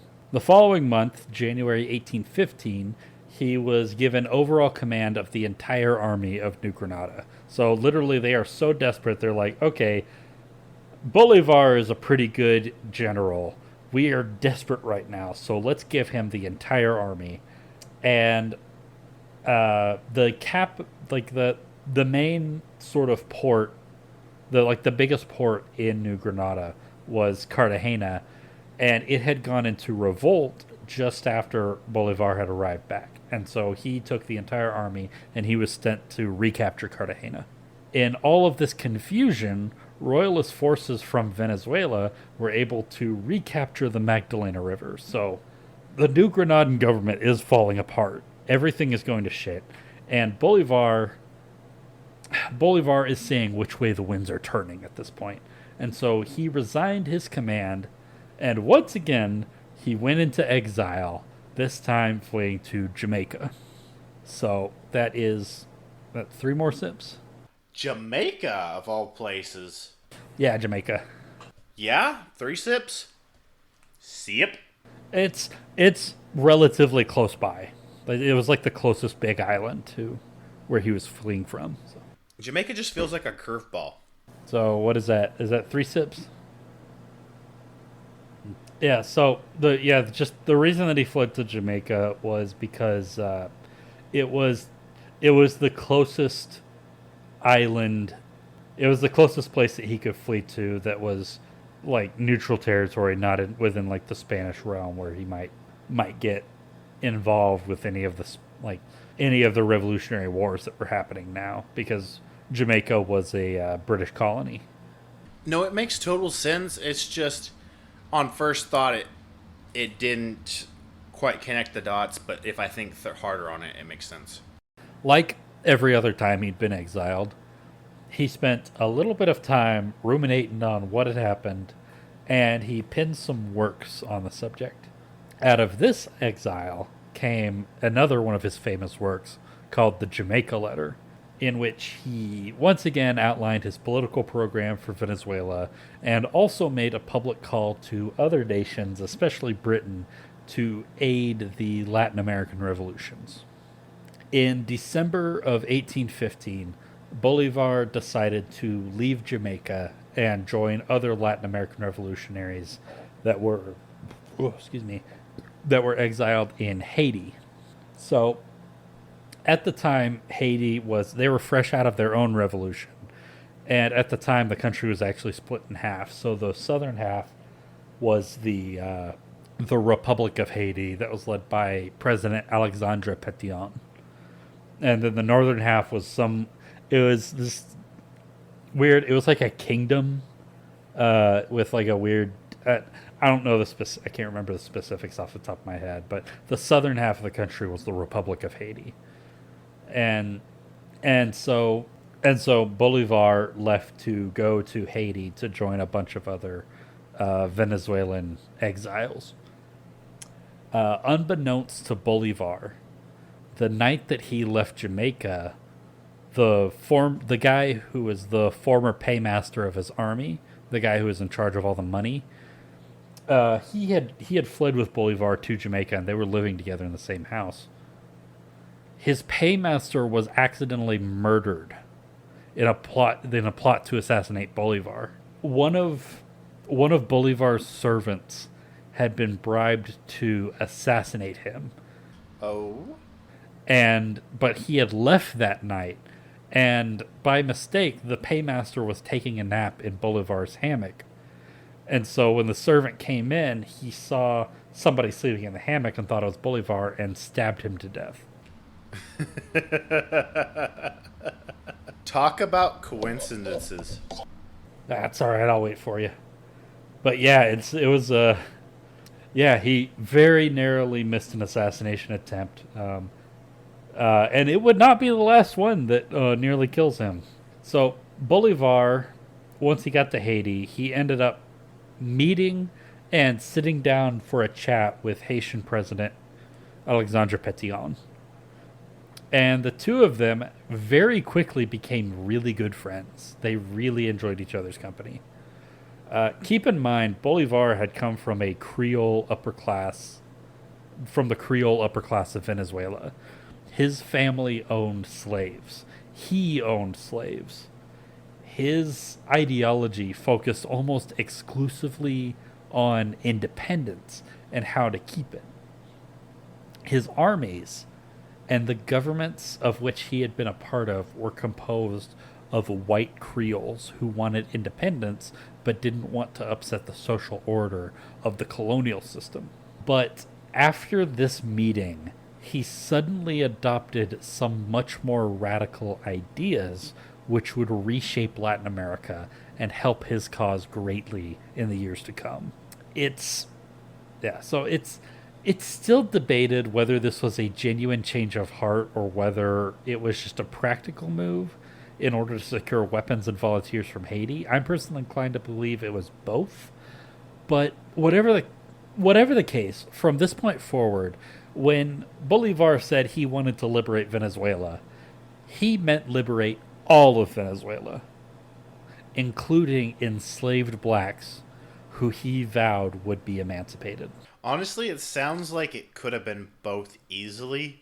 It's like, hey, this is convenient, but also it's what I want. Eventually they did. It wouldn't be until after Bolivar's death, but whether it was from like his own hesitancy, because as you're going to see coming up, it was a complicated issue for him, and he wasn't fully committed to just blanket emancipation, and so he did eventually implement these gradual emancipations where they would slowly pay off slave owners, and the enslaved people would be emancipated once they reached like a certain age, and their kids wouldn't be born into slavery. It was that kind of thing. But the process wouldn't be fully complete until after his death. Did he at least set the wheels a turning, or did he just kind of like, he died and they're like, oh, we should finally do this? Yes, without a doubt, he definitely set the wheels in motion for emancipation. That is undeniable. Okay. That makes him a little bit more redeemable. I get times and all that, blah, blah, blah, but... Yeah, when talking about Bolivar and race relations, it was a very complicated topic, and he does not always come out looking like the good guy.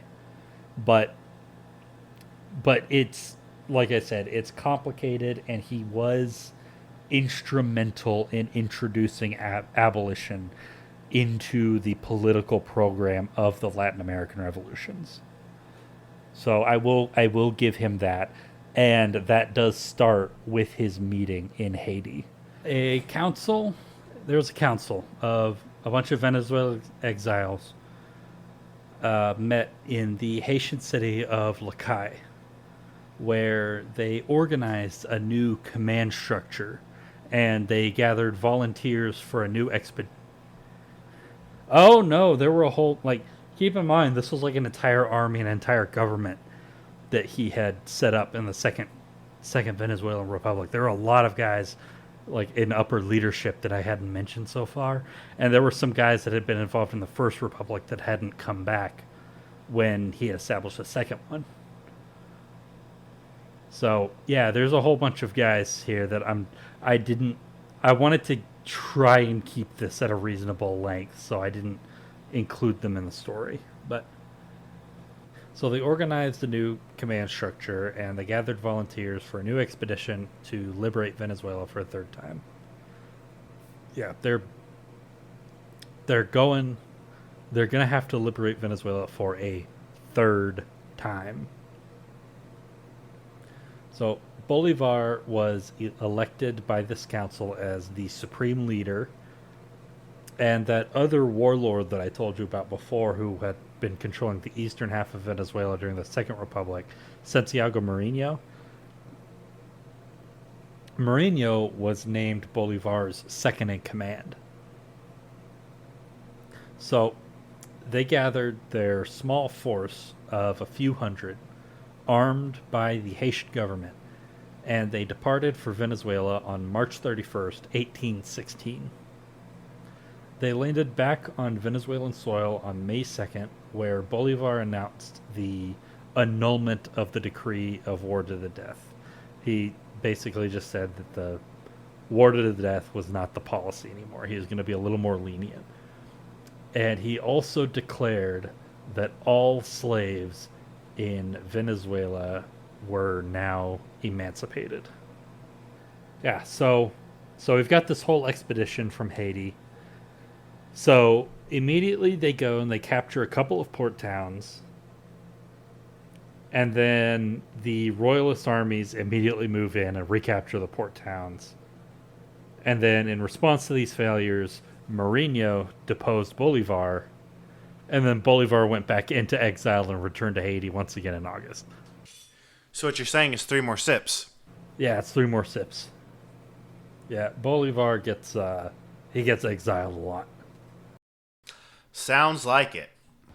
So, as it turns out, when Bolivar had left after the fall of the Second Republic into the Legion of Hell, there were still Republicans that were active in Venezuela fighting as warlords, but they were all like isolated from one another.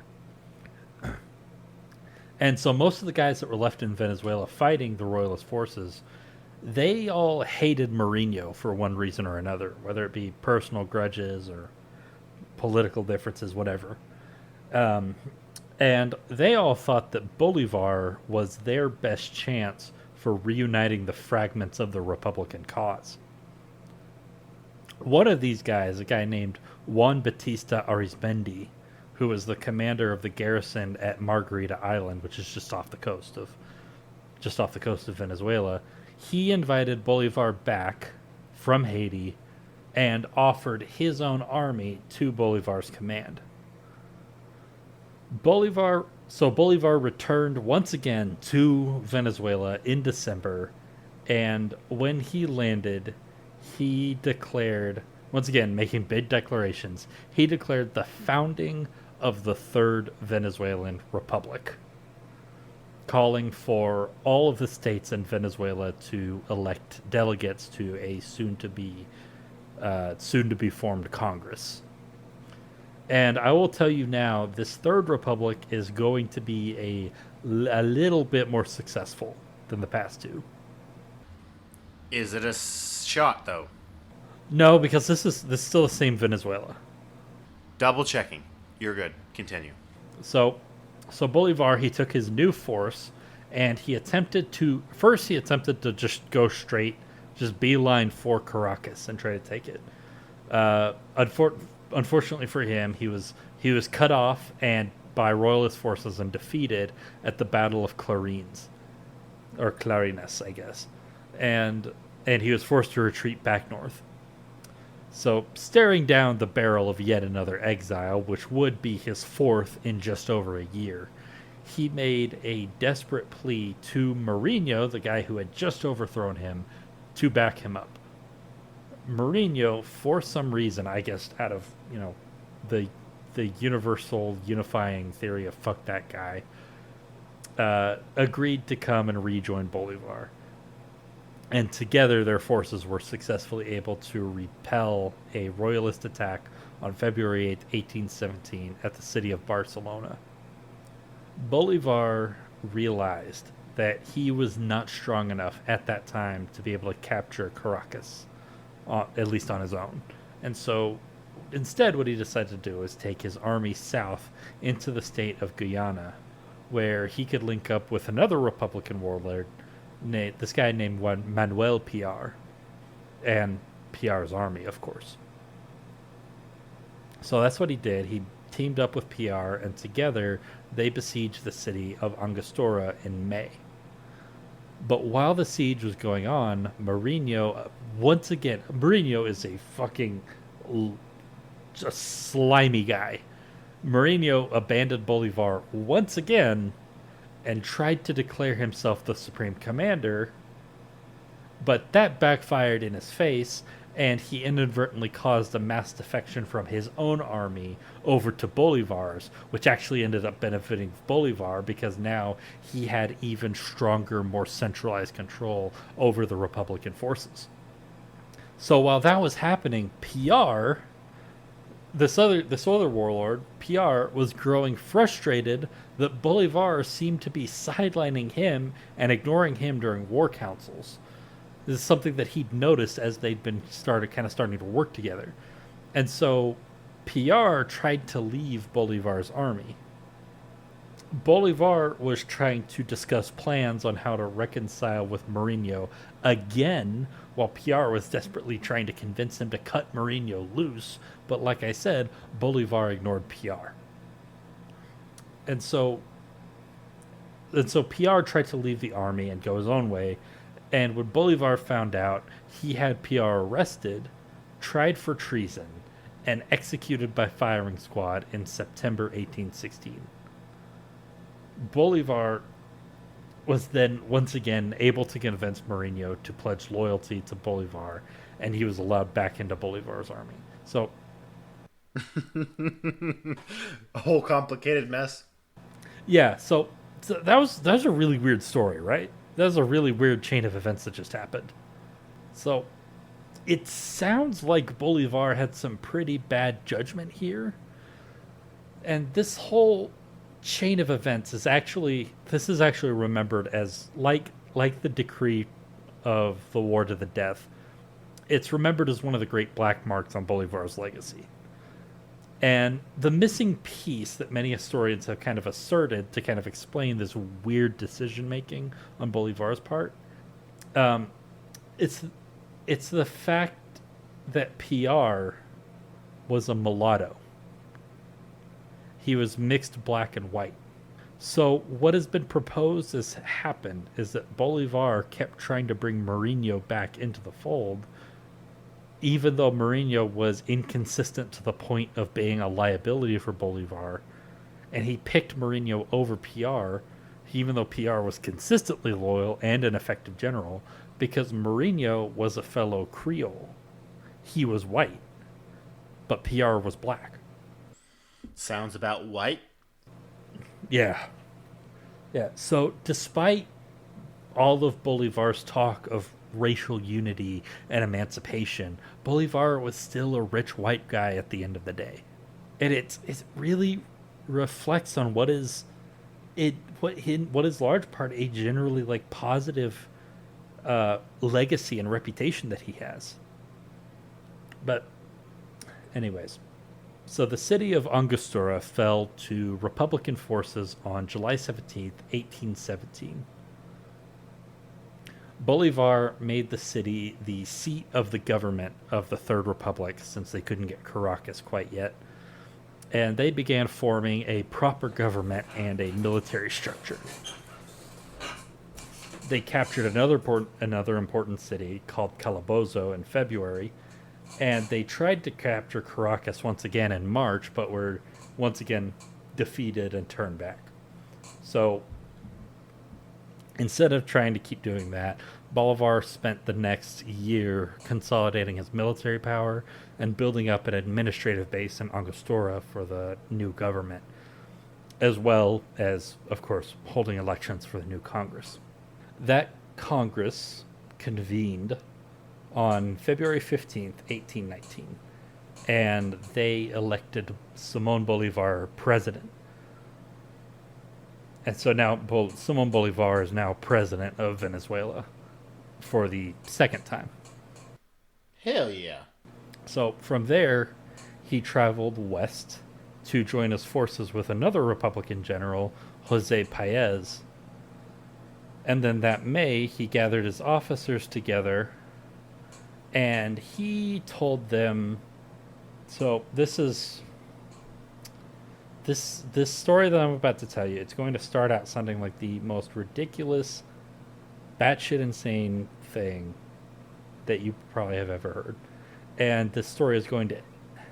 You've told me some batshit insane stuff already. Yeah, that is true. But this story is going to end with Bolivar going down as one of...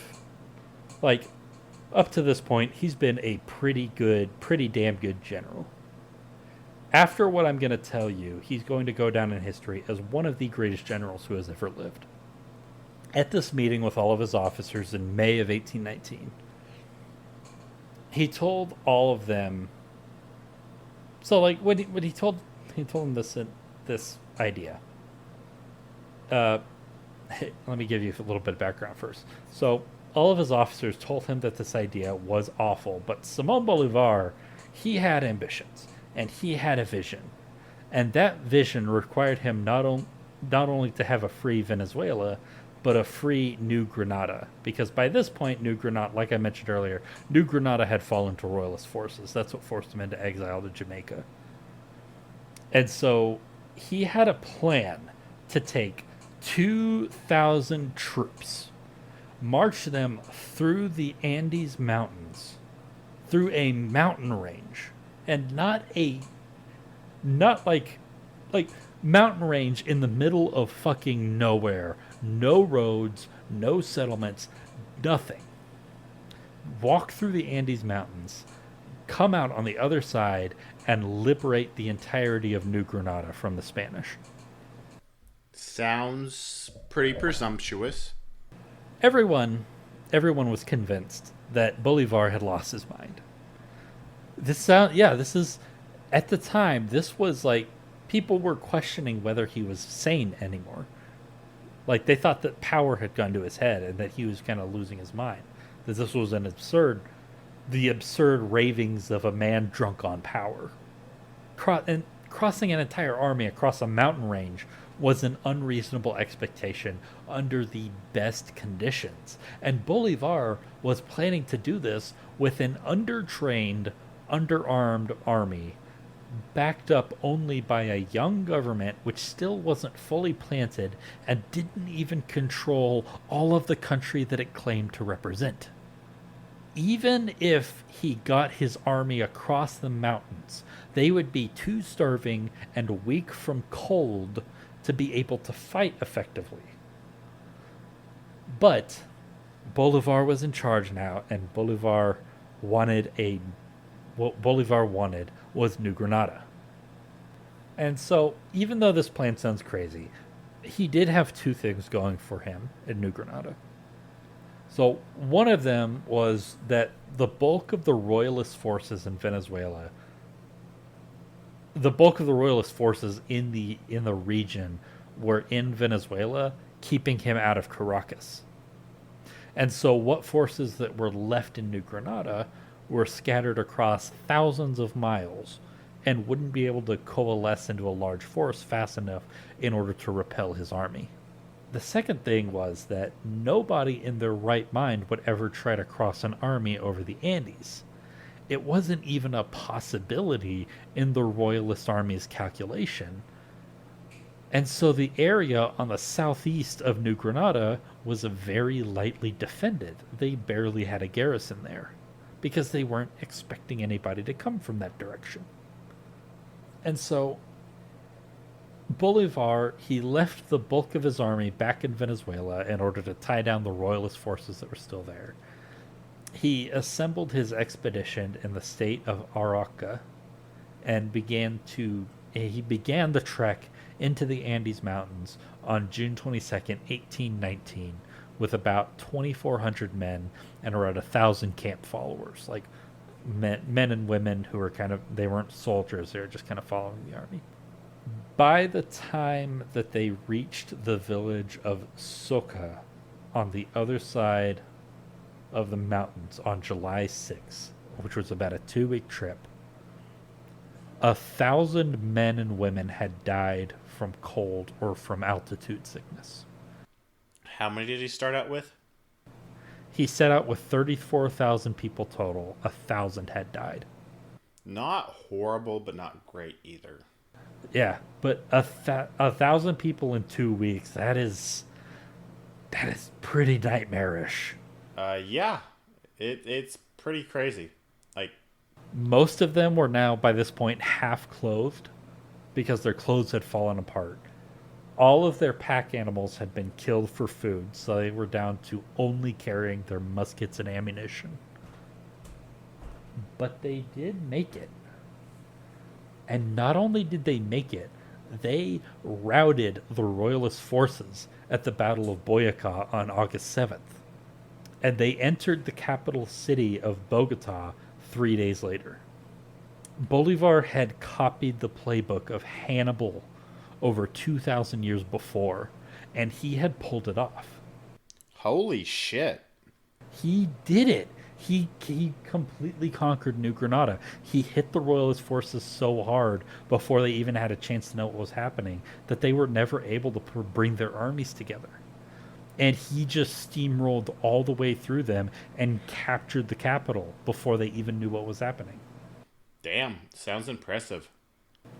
Yeah, this stunt of his is really what cements him in history as one of the greatest generals of all time. So, at this point, he has just pulled off easily his most audacious military plan that he probably will ever do in his entire life. So now Bolivar felt confident putting forward his most audacious political plan. This is an idea that he had been kicking around for a while.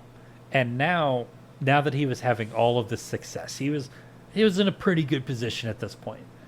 He now felt that he had the power to finally pull off his new plan. He announced that he was making plans to join New Granada and Venezuela together into one big super state. How did that go? So we'll get into it. It's gonna be it's gonna be a whole process. So I'll get into it. But he had this idea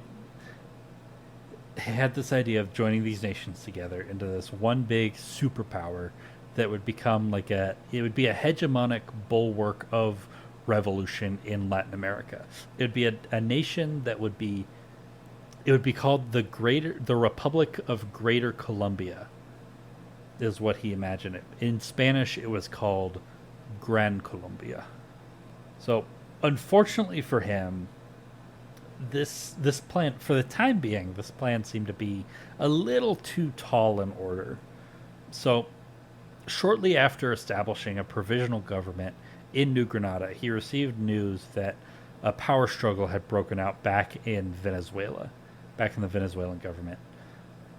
And his vice president had been overthrown. The guy that he had left behind to run the country while he was off on this expedition. And so he was forced to return to Venezuela in order to restore order personally. And so it's seeming at this point like the government he was creating is a little too reliant on his personal presence to keep order, and it wouldn't really survive on its own without him personally present. So with Bolivar back in Angostura, he pushed forward his plan for Gran Colombia, and so this is when Gran Colombia is established, and it's never going to really be stable. It's never going to be really like a really like well-established government, but it does exist. In Gran Colombia, his plan for Gran Colombia, it was adopted by the Congress in Angostura, and on December 17th, 1819, the Republic of Colombia was declared, which on paper at the time included all of Venezuela, New Granada, and for the hell of it, they threw in the small state just south of New Granada, a place called Quito, for the hell of it. And Quito is modern day, is today the nation of Ecuador. And so, and so now Gran Colombia exists, at least on paper. It exists. And they have a government and they have an army. And so really what this is, it was born out of this idea of this great superpower in northern South America that would be able to support and propagate the revolution against Spain for all of Latin America. But what this ends up being, because it doesn't survive for very long, what this ends up being is the founding of the Republic of Colombia, which today Colombia does exist. It does not include Venezuela or Ecuador, but it does exist to this day, and this is the founding of Colombia. So I'd say that's one of our shots. Kampai? Prost. If you want to know how this ends, there is no map today which shows Colombia, Venezuela, and Ecuador as a single nation. So keep that in mind as we go forward. So we're getting into 1820. In 1820, Bolivar returned to New Granada to continue fighting royalist forces there. Things were still a little shaky for the revolution, but it was starting to look up. Spanish forces in Venezuela were on the back foot. The government seemed to be stabilizing a little bit, and Gran Colombia might just be around to stay. It was there now. We might be able to make it a thing, as long as we can kick these royalists out. That's of course the big issue at hand. And then in the midst of all of this, once again, the entire political situation is going to be shaken up because of news from Spain. So for some background, since I haven't talked about what's going on in Spain for a little bit, the Peninsular War had ended all the way back in 1814, when Napoleon was defeated and forced out of power. So Napoleon had gone and he had conquered most of Europe, basically all the way from Spain to Poland. And then he had tried to bring Russia to heel. But his invasion of Russia was a complete disaster. He lost like 85% of his army. And from that point forward, he was constantly on the retreat for like the next year and a half, until he was pushed all the way back to Paris and he was forced to abdicate. Damn. And that was the end of the Napoleonic Wars. And so now Ferdinand VII was restored to the Spanish throne. But in the aftermath of the war, there were a lot of people in Spain that were they were reformers. They were kind of in the same political vein as a lot of the revolutionaries in Latin America, and they wanted to see some reform there in Spain for adoption of like a constitution, like a representative parliament, that kind of thing. And they were pushing for the king to adopt a liberal constitution in order, in large part, to help foster the reconstruction of the country after the war, which was something that while he was in exile he had promised to do. But when he got back, instead of doing that, he instituted censorship laws and he started to crack down on liberal organizations throughout the country. And so this guy who had once, during the during the French occupation had been the rallying point for all of the Spanish people against the Spanish occupation. Now, now they were all turning against him because he wasn't holding to these promises that he had made while he was in exile. To to be under it's to be honest, it's understandable. Yeah, yeah. And then on top of that, he had also committed a huge amount of resources and manpower in order to try and reconquer the American colonies while they were all in revolt. Resources which many thought were better spent rebuilding the country after a decade of war. And so all of this discontent finally came to a head when there were 20 battalions in the Spanish army that were mustered at the port city of Cadiz in preparation to be sent to Venezuela in order to reinforce the struggling royalist army there. When the soldiers at Cadiz found out that they were being sent to the disease infested tropical jungles nightmare that was the battlefields of Venezuela, there was a mass mutiny. All 20 battalions of soldiers at Cadiz mutinied. And from there, the revolt grew. And it blew up across the entire country of Spain. And it was threatening to turn into a full-blown revolution. Ferdinand came that close to becoming the next Louis XVI. He was probably going to lose his head. And so, in order to keep his throne, and if the French Revolution was anything to go off, his head, Ferdinand publicly declared that a liberal constitution would be drawn up and adopted.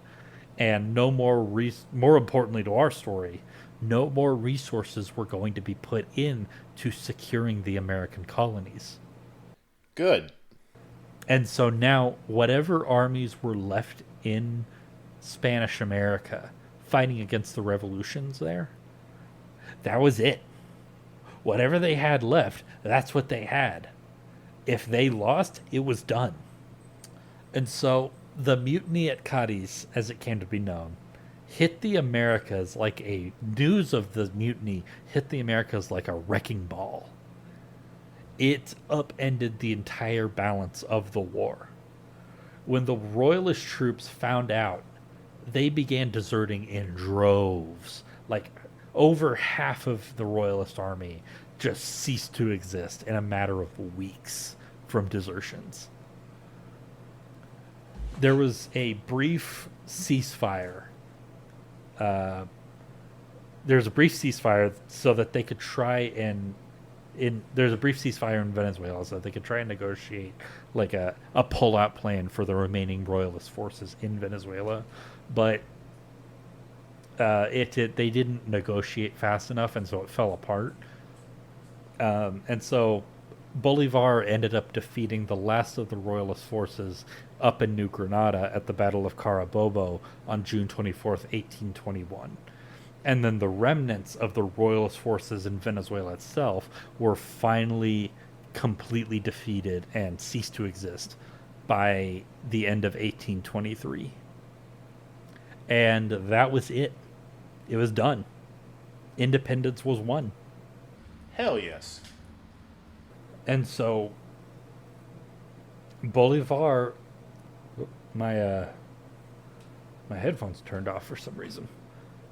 Anyways, yeah.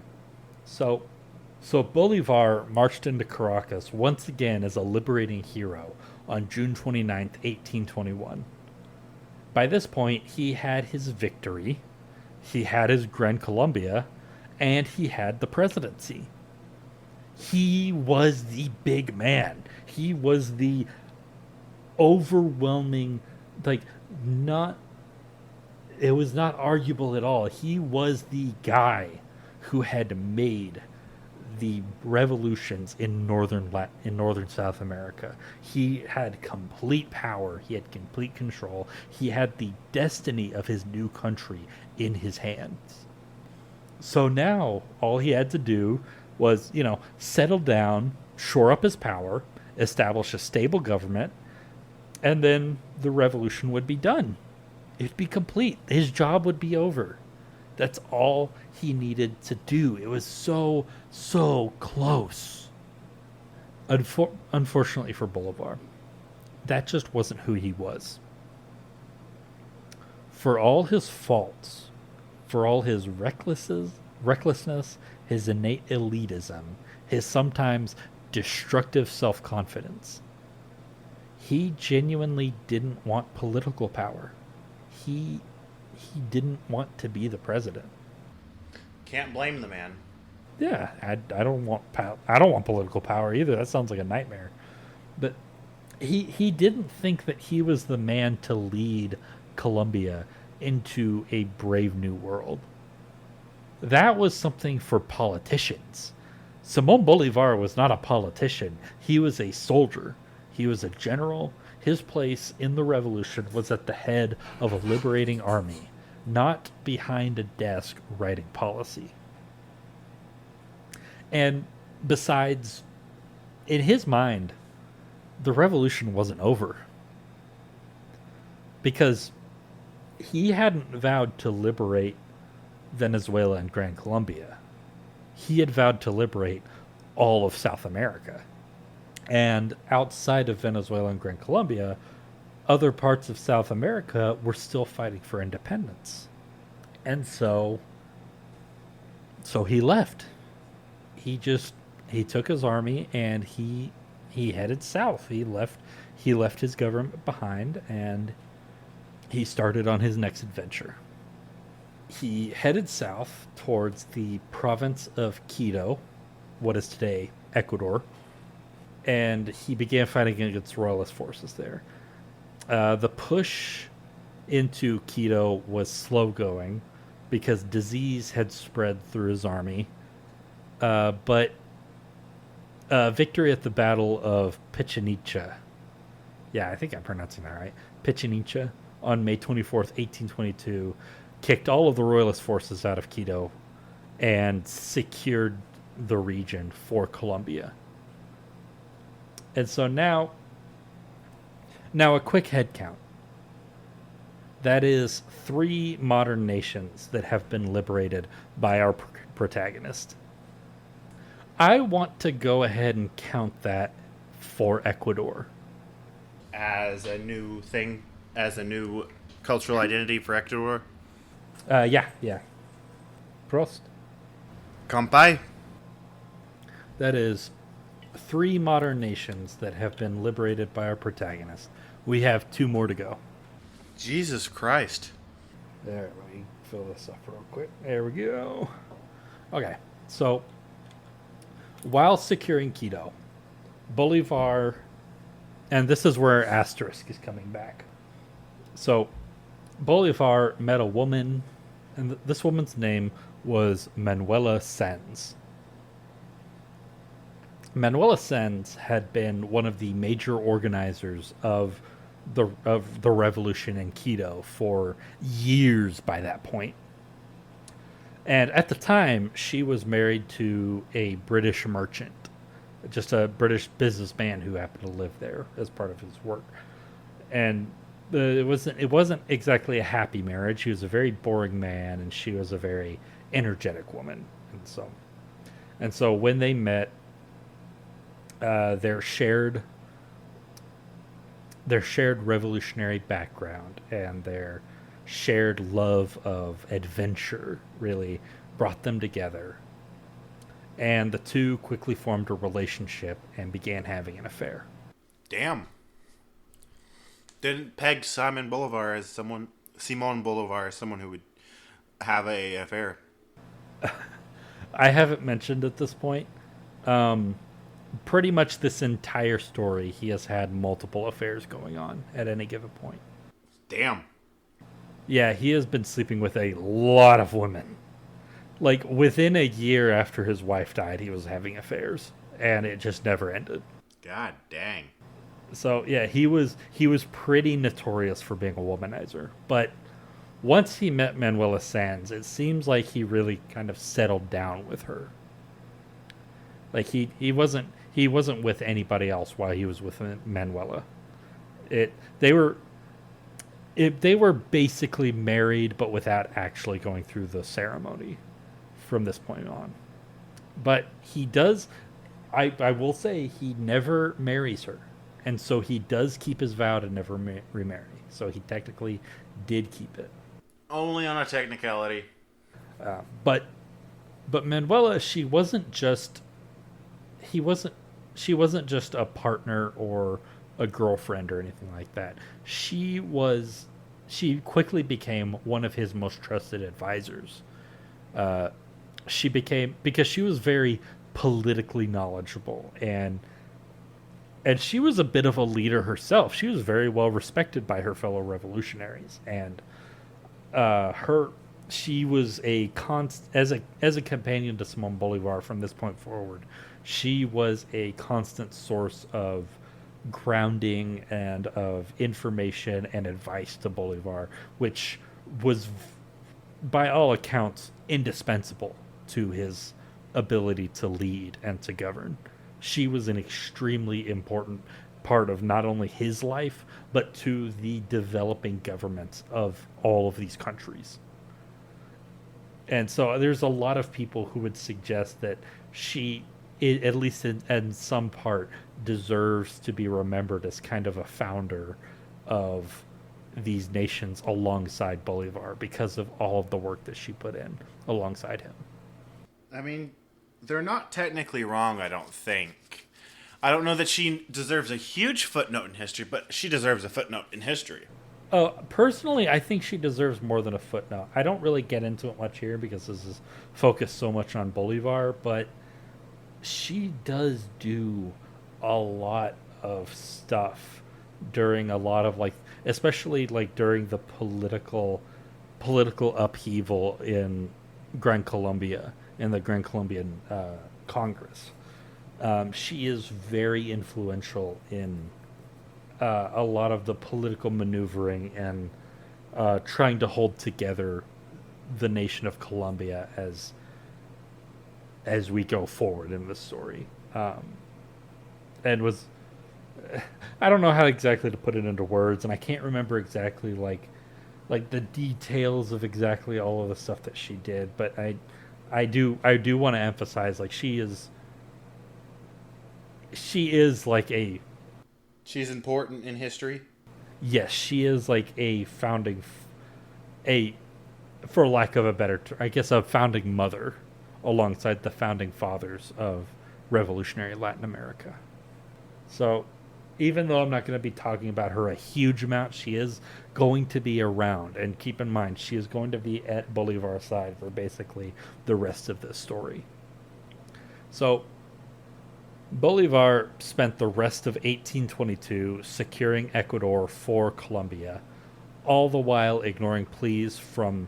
So while he's gone on this little trip, he's gone to keep the revolution going. And back in Bogota and in Caracas, people are begging him to come back because the political situation in Gran Colombia is, almost as soon as it's founded, it's starting to fall apart because of just internal bickering and infighting. Like, he was the glue that is holding this whole thing together, and while he's gone from the halls of government, it's just falling apart.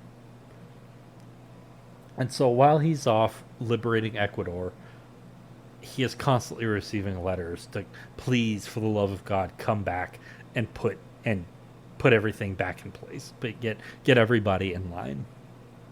But he doesn't, because in his mind, that's not his job. He's not the politician. They are. They should be fixing their shit. In 1823, the Congress of the Independent Peruvian Republic requested that Bolivar come down from Ecuador in order to fight off royalist forces in Peru. Peru didn't have any interest in being part of Colombia, and they didn't trust Bolivar to respect their independence. They really, I can't if it says enough, they really didn't like Bolivar. They didn't trust him. They saw him as kind of an imperialist, and they got their independence from Spain. They wanted to keep it. They didn't just want to become a part of some other different country. But at this point, they're losing the war against the Royalists. They're being overrun and they're getting desperate. And so they invite Bolivar to come down and help them out. And so Bolivar arrived in the capital city of Peru, Lima, with his army in September 1823. Like in Ecuador, he was slow getting his campaign started because of illness. He personally ended up being sick in bed for 2 months. He had turned 40 that year. It was his 40th birthday. Let's see how far we've come. But he was aged beyond his years. Yeah. He was... Makes sense for the time. Even though he was only 40, he was aged well beyond his years. At this point, he's been writing and fighting and being exiled for about 2 decades at this point, and it was really starting to take its toll. It's also believed that by this point he was already beginning to suffer the the symptoms of the condition that would eventually kill him. Oh, what did kill him? Tuberculosis. But I kind of wanted to keep it like not a secret, but like kind of keep his cause of death ambiguous, because we're gonna get into a lot of shit where like it's not really clear whether he's gonna die a natural death or not. But yeah, he eventually does die of tuberculosis. But we'll save those sips for when he actually does die. So after some much needed bed rest, he was back up and at it, his old famous energetic self. First, he had to retake the city of Lima. While he was sick, the president of Peru had... Okay, so this is a crazy story. The president of Peru, the guy in charge of the government that was fighting against the Royalists, had defected to the Royalists. And in the process, he had handed control of the city of Lima over to the Royalists. And so now, without a head of government, the Congress of Peru decided to save their own skin. They would name Simón Bolívar Dictator of Peru in February of 1824. And basically gave him the broad job of take our army, go and kick those damn Spaniards out of our country. And so, of course, the first thing he does is he retreats his army north. He leaves Peru behind, and he lets it get overtaken by Royalists. It's not permanent, though. He's not just abandoning Peru. And so, but he did retreat his army north, and he was up there to let them rest and reorganize.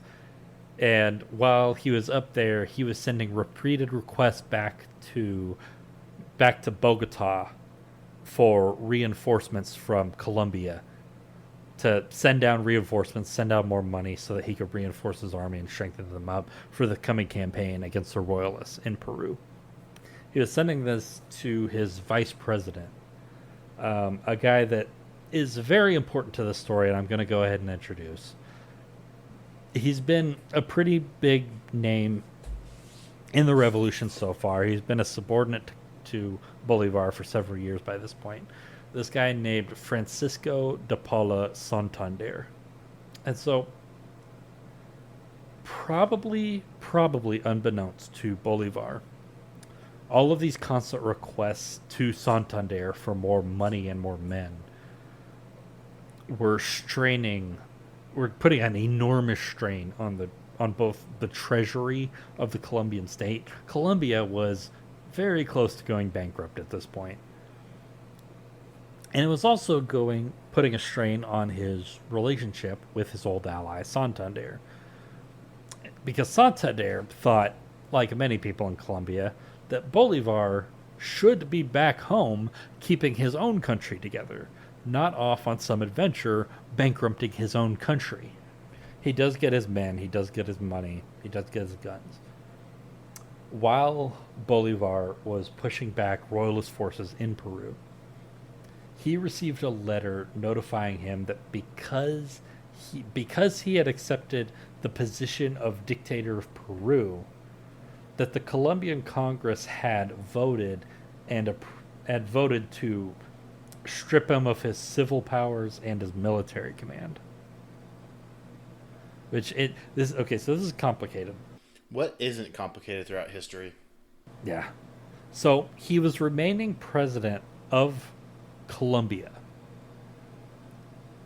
but it was really only in name, and it was a symbolic gesture just to make sure that with him as the executive, he could still serve as a rallying point for the entire government, because without him, they knew they'd fall apart. But they didn't. They took away his civil powers and his military command, and basically just because like we can't keep spending money on your expeditions, and we don't support your vision for what Colombia is trying to do here. We're not trying to be the vanguard of revolution in Latin America. We're just trying to stabilize our own goddamn country at this point. So they made him essentially a figurehead? Kind of, yeah. If he ever decided to come back to Bogota, just the power of his personality would be enough to sway the political scene in his favor. But while he was gone, he wouldn't have any power. And he knew this was a bad thing for him. He knew it was bad because, not just because of losing that kind of power, but because he knew full well that the implication behind that move was much worse. It meant that he was losing political support in Colombia. And of course, he needed his political, even though he didn't want to be president of Colombia, really, he kept being president of Colombia because he needed the power of, he needed to keep power so that he could keep getting money and support from the Colombian government to keep his army up so he could keep the revolution going. So, but despite all this, he still had a job to do, and so he let all of that go. He decided that he would deal with the consequences of all of that once Peru was free. So, on December 9th, 1825, forces under Bolivar's general Antonio José de Sucre accepted the surrender of all royalist forces in Peru after the Battle of Ayacucho. So they had launched their invasion from Ecuador, and they had this pretty brief campaign and had completely broken royalist forces in Peru. And so after that, Bolivia tried to resign from the dictatorship of Peru. And at the same time, he also tried to resign from the presidency of Colombia. Because in his mind, like, okay, you know what? We're getting to the point. This is probably enough. I've probably done enough. So I'm going to, I need to go ahead and give up political power. I need to go ahead and let these countries that I've freed run their own affairs. That's really mature for someone at his historical time to realize. Yeah, and that's just genuinely who he was. He believed in the idea of like a revolutionary dictatorship. He just didn't want to be the dictator. It just didn't appeal to him at all. He didn't want the job. He took the job because it's what allowed him to be able to keep this oath that he took, to be able to fill out his dream of freeing Latin America. But he thought that job was better done by somebody else. So he tried to resign from the presidencies of Peru and Colombia. So when he submitted these resignations, both countries' congresses refused to accept his resignation. What the fuck? Peru needed him to stick around because they needed him they needed his authority in order to keep the country together long enough so that they could rebuild the country, because it was devastated by the war against the royalists. And Colombia needed him in the presidency even without official power, because he was the figurehead who was preserving what little political stability they had left. He was the only unifying figure in their entire government. Without him, their country was falling apart. Also, this is generally marked as the beginning of Peruvian independence. So this is the birth of Peru. So you want to go ahead and do that shot? Prost. Kampai? So I imagine that as he read these letters from both of the Congresses over which he ruled, basically saying, no, we're not going to allow you to give up this power that you really don't want, this hot potato in your hand. I imagine that he probably let out a dejected sigh and then just got back on his horse and got back to running Peru, which was what he was doing at this point. So during a tour of Peru, he was taking like this big tour of Peru. He visited one of the frontier provinces in the southeast part of Peru, which had largely been pretty much isolated from the upheavals of the revolution. He stopped by in a province, which, even though it was on the south end of Peru, was confusingly called Upper Peru. I'm not sure why. I think it was like up in the mountains or something. But so as he toured through Upper Peru, a congress of local notables convened in the city of Chuquisaca. And this congress in Chuquisaca declared that Upper Peru would be a new independent republic on August 6, 1825. It would be independent from both Spain and from Peru. And they elected Simón Bolivar as their president. And what's more than that, they went as far as to name their new country after him. They called their new country. So yeah, this is the birth of the nation of Bolivia. So I'd say that's another shot. Prost. Kampai? So as if Bolivar didn't have enough shit to do right now, the new Republic of Bolivia asked him to write them a new constitution. And I can only imagine how frustrated he was when he got that letter and found out that he now had a third country to run now. God damn. And by the way, that is country number 5. Venezuela, Colombia, Ecuador, Peru, Bolivia. So, back in Lima by mid-1826, Bolivar did indeed draft a new constitution both for Bolivia and Peru. And both of them were essentially just copies of the Colombian constitution. With a Control F for Colombia and inserted either Bolivia or Peru. Yeah. So finally, with the adoption of this new constitution, his work in Peru was done. And it was just in time, too, because he got a letter telling him that there was a revolt back in Colombia because he wasn't there to keep things organized and shit was going down. Yeah, so he departed from Lima in September of 1826. When he returned, both Santander and the Congress were eager to once again have a strong executive to go out and deal with the revolt. And this revolt was being led by one of Bolivar's generals and a guy who ended up being one of Santander's main rivals. It was this guy named Jose Antonio Paez. And so once he got back, the Congress re-elected Bolivar as president, and once again, gave him full military and political power. And then they sent him back because, of course. Yeah, because they were really desperate to have him around, and so they sent him back out with the army. But he didn't do what everybody wanted him to do, and what, in hindsight, probably would have been the best option. Just in hindsight, it's up for debate, but it probably would have been best. What he probably should have done was go out, put down this army, which was very small compared to his, and put Paez up against the wall.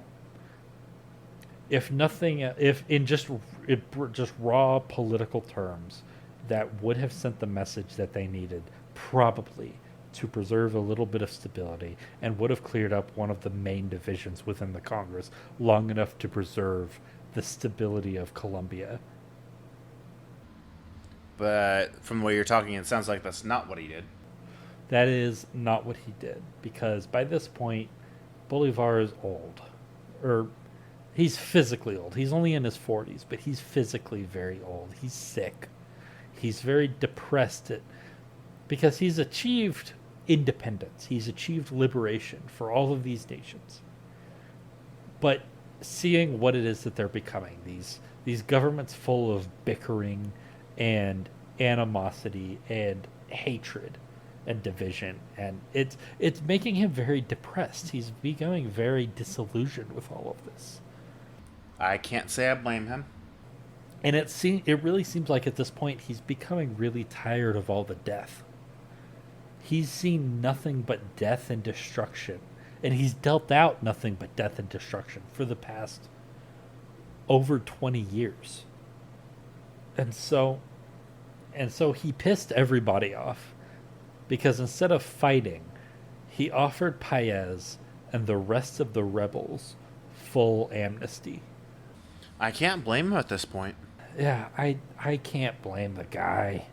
I can't blame him. It might have been the wrong choice, but it was the same choice I would make. I wouldn't. It was one thing to fight and kill the colonialist Spaniards.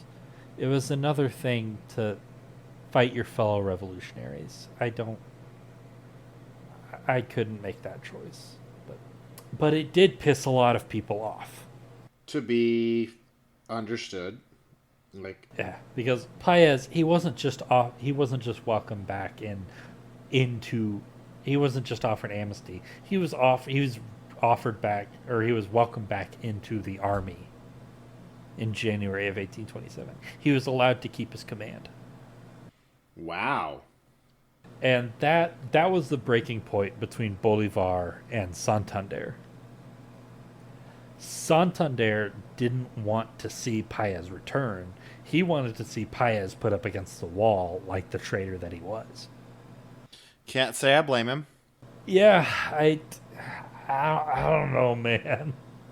I'm just saying I understand both sides of the spectrum at this point, to be perfectly honest. Yeah, I get all of these positions. And then Bolivar, so Santander didn't want to see Paez return. He wanted to see Paez put up against the wall. And Bolivar shot back at Santander that Santander had been running Colombia like shit. I mean, just look around. Our country's in ruins. Our finances are in ruins. You've done nothing but let our country go to shit, and you've done nothing to rebuild us after these decades of war. What have you been doing with all of our money? And then Santander responded, yeah, no shit, our finances are in ruins. You blew all of our money on your campaigns in Ecuador and Peru. We didn't have any money to rebuild. Our economy's in the shitter because you wanted to go be the liberator. I mean, factually correct, yes.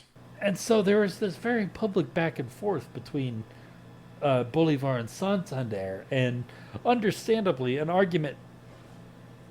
Yeah, giant public argument between the president and the vice president of a country does not instill a great amount of confidence in the government's ability to govern. And so this public fallout between Bolivar and Santander, it finally got Bolivar. It convinced Bolivar to once again try to resign the presidency. And this time, the Congress, who was fully done with Bolivar, happily accepted his resignation this time. And then shit started to go south even more while all of this was happening, the Colombian garrison back in Peru, so sections of Bolivar's army that he had left back in Peru in order to garrison them to keep everything kind of safe and secure, they revolted. Well, no doubt. Yeah, and they mutinied. And so when they mutinied, it gave the Congress of Peru in Lima the excuse that they needed to revoke Bolivar's presidency. Because they had never liked Bolivar. They had accepted Bolivar. They had asked Bolivar to be dictator just to rebuild their country. Now their country was in a stable enough position. They wanted to kick the Colombians out. I don't blame them. Yeah. And so they they kick Bolivar out of the presidency. They tear up his constitution, and they put down the revolt by his garrison. And Bolivar, when he finds out about this, he's like, "Fucking fine, so be it." It was not worth it for him to try and take it back. And so he spent and so Bolivar spent basically he's not president anymore, but he is the general. He is the commander of all of Colombia's armed forces.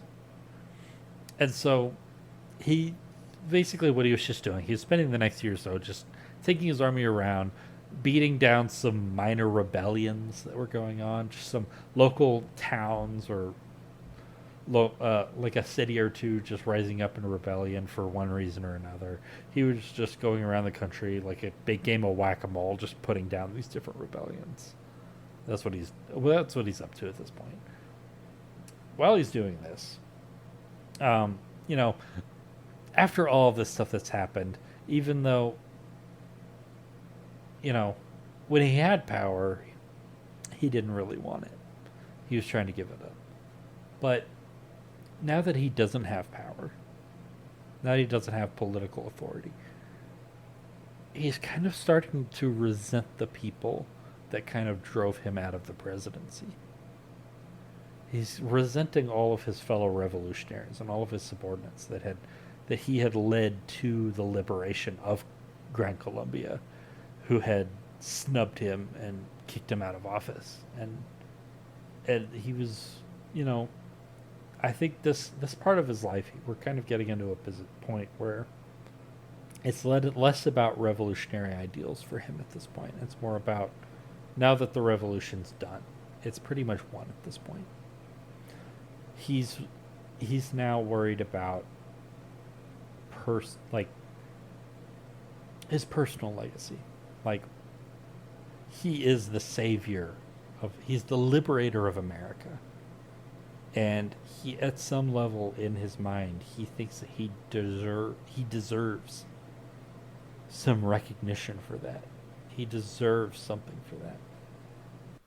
I mean, yes and no. He probably deserves something, but probably not whatever his entitled ass believes he deserves. Yeah, he's a really complicated man. He's a man who wholeheartedly believes that his place isn't in politics, but also recognizes that, like, the only way he can do the only way that he can fulfill what he sees as his destiny is through politics. And so he can't this is the period of his life where he's recognizing that he can't be like the superhero or the Robin Hood figure or the brave knight in shining armor in order to be the man that he has to fulfill the role in history that he believes that he has to fill.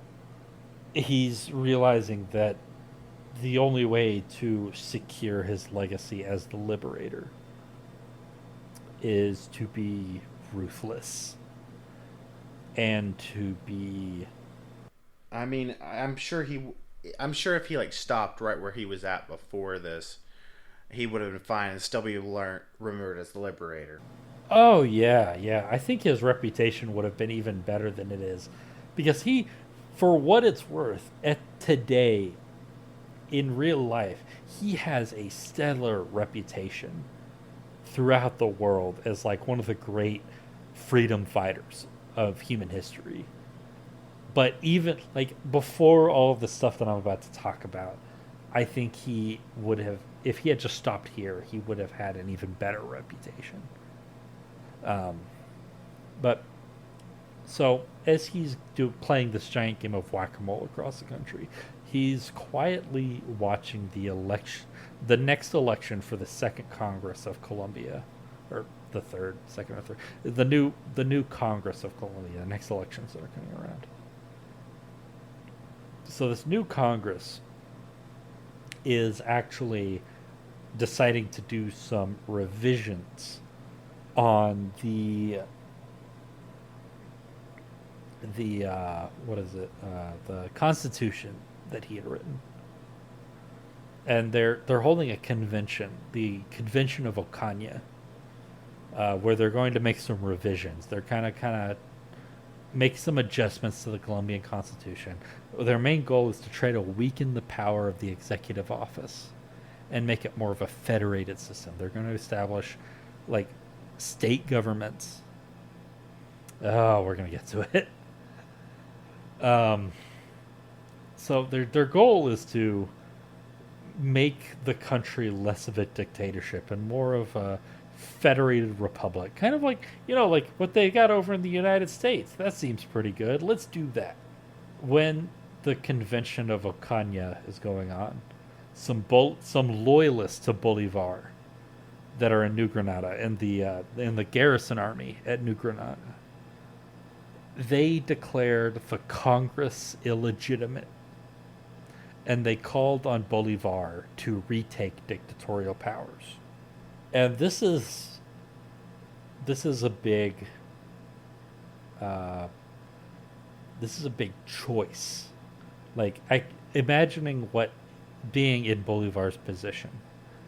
Yeah, imagine being in Bolivar's position at this point. This is a choice that he has to make. He can refuse this and allow his government to form a democratic government, which has the potential to be less stable, but if it does succeed, will fulfill all of the promises of the revolution, ideals which he himself has held to for all of his entire life, all of these long decades.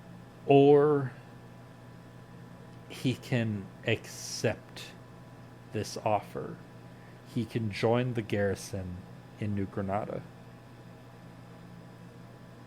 and he can take dictatorial power, and in the hopes that he can reshape this country, which is so broken by political division, and reshape it in his own image into something that he wants. That is the choice that he has in front of him. What choice does he make? He accepts the powers. Of course he does. He marches his army into the city of Bogota on June 24th, 1828. And he dismisses the Congress at gunpoint. And he forms a new Congress with exclusively his own loyalists. And this new Congress declares him and invests him with the new title of President Liberator. Wow. And so once again, he is dictator of Colombia. He abolishes the position of vice president, and he sends Santander on a diplomatic assignment in Washington, D.C. And that was essentially just to get Santander out of the country so he wouldn't be a political threat anymore. And so he assumes dictatorial power, and once again, he is the uncontested ruler of Gran Colombia. And in the aftermath, there are a group of liberals that are loyal to Santander. And this is, I need to set up that the division between Bolivar and Santander is more or less kind of the beginning of a larger political division in all of Latin American history. This is a theme and a trend that you will see in basically every Latin American country in from Mexico to Argentina.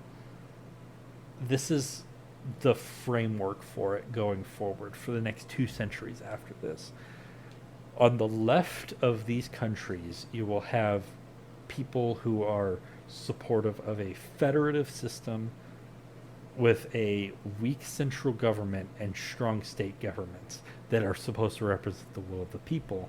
And then on the right wing of these countries, you have people who support centralism, who support a strong executive who controls the country with a strong presence. And this is the beginning of really like the symbolic beginning of the fight in Latin American politics between decentralization and centralization in Latin American politics. Is this conflict between Bolivar and Santander that finally ends with Bolivar assuming dictatorial powers and kicking Santander out of the country. Dang. So, after assuming dictatorial power, there was a group of liberals in Bogota that were loyal to Santander, who tried to assassinate Bolivar. I'm assuming that didn't go well. Not for the liberals. Manuela Sanz, his boo, Manuela bought Bolivar.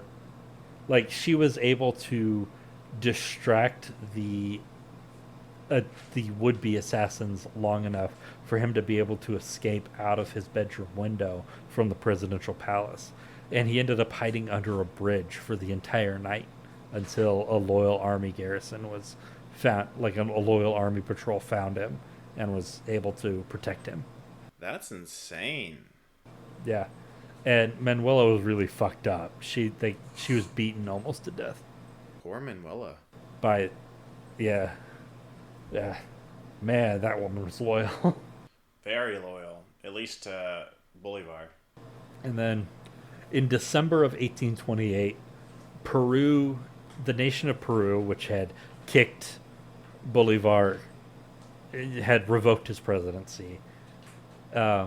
They launched an invasion of both Bolivia and Ecuador at the same time. And so Bolivar marched his armies out in order to put down the Peruvian armies. And this is a complicated story, but bear with me. While he left to command his armies against Peru, the country that he once ruled and now he's fighting against, he left a governing council of some of his loyalists in charge of Colombia while he was away. And this council was led by a guy named Rafael Urdaneta. While Bolivar was successfully putting down the Peruvian army, Urdaneta, this guy, was in secret discussions with agents of the King of France. And they were coming up with some plans to have a member of the Bourbon family, who ruled France after the revolution, to come to Venezuela and take over as the king of Venezuela after Bolivar's death. So that's kind of weird, right? Yeah, so that's pretty weird. But basically what Urdaneta was trying to do was he was trying to come up with some plan to ensure that there would be a stable transition of power once Bolivar died. Because at this point, Bolivar did not look good.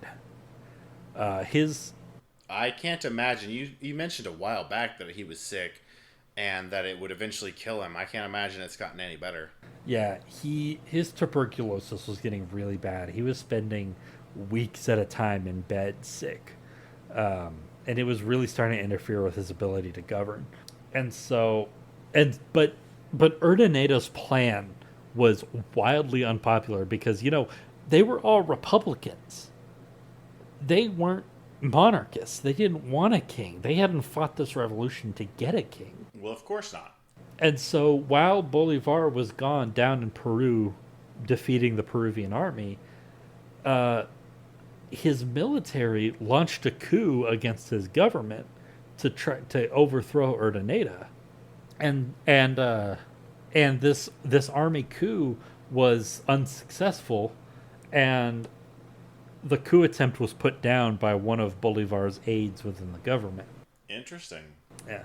And so when Bolivar returned to Bogota, he got the full story on what had happened, and he, it's hard to guess what he was probably thinking at this point, but he was really unhappy with Urdaneta. He thought that that was a fucking awful idea to try and bring a king in to succeed him. And so he told Urdaneta to stop all of this ridiculous king nonsense. I don't blame him. But the whole governing council was behind Urdaneta. And so when he told off Urdaneta, the governing council all resigned in protest. And all of this sudden instability in the government caused a mass, basically just a mass grouping of revolts all throughout Gran Colombia. A bunch of different cities started to pop up and revolt. Councils began being formed in like the constituent nations and the constituent states, and they began starting to declare Bolivar's government unjust and demanded demanded that he step down from office and restore the power of the Congress. Sounds like greedy people got greedy. And because of all of this sudden instability, back in Caracas, a Congress was called of all of the prominence still left in Caracas, and Venezuela publicly declared that it was seceding from Colombia. And they did it, and Bolivar let it happen because he didn't. Everything was happening so fast. There's so much instability both in his government and in his military. He didn't have any way to stop it, and so Venezuela seceded from Colombia, and a couple months later, Ecuador ended up seceding as well. And so all that's left of Colombia today is what you see on the map. Wow. And Bolivar's dream of Gran Colombia was broken permanently. It would never come around again. And so Bolivar, sick and depressed, he resigned as president liberator on April 27th, 1830. Now, Bolivar, he had been born into one of the richest families in Latin America. But he had a very privileged upbringing from what you've told me. Yes. But over the course of the revolution, he had refused a paycheck from every army he had fought in. That's noble of him. Yeah. He had refused to personally keep any property that his army had seized, which was a really common thing. A lot of generals got rich during revolutions because they would just keep parts of the stuff that they seized during their campaigns. But he refused to do that. All of that money went back into his army. And he had refused and not only had he refused to keep any property that he had seized, he has sold off all of his own property, all of the estates that his family had been holding for 200 years. Damn. He sold them all off so that he could keep his armies funded. He had expected to fight and lead armies until the day he died. I can't blame the man. Now that he was left without any power, he was completely destitute. He didn't have a penny to his name. There was no place for him in South America anymore. And it was time for him to go into exile one last time. 3 sips, my boy. Not quite. Hold off on that. He headed to Cartagena and waited to spend the last little bit of money that he had. He was planning to spend that little bit of money in order to pay for him and Manuela Sands to travel to England together in order to live out the rest of their lives. But no ship would take them. Damn. He spent months just waiting in the port for any ship to let him on or to take him to England, but none ever arrived. None ever agreed to take him over. And so, sympathizing with him, a local landowner offered to let him stay at a plantation that he owned near the town of Santa Marta, a plantation called the Quinta de San Pedro Alejandrino. There, with Manuela and a few of his aides that were still at his side, On December 17th, 1830, at the age of 47, Simón Bolivar finally succumbed to the tuberculosis that had been slowly killing him for years. So that's what, like four sips? I guess he didn't get a chance to actually be exiled, but He got exiled, but he didn't. yeah, fuck it, why not? We're about done, so why not? Just enough to finish off my beer, my dude. Yep. Do what? Just enough to finish off my beer. Ah, gotcha. So after his death, his body was laid to rest at the cathedral in Santa Marta, that town where he was. His body would later be repatriated in 1842, and he was buried at the cathedral in Caracas next to his wife and his parents. Later on, in 1876, it was moved one more time to the Pantheon of Venezuela in Caracas, where it remains to this day. But when his remains were moved the first time, his heart was removed from his body, and it was kept buried at the cathedral in Santa Marta. Why? I don't know. No idea why. That's weird.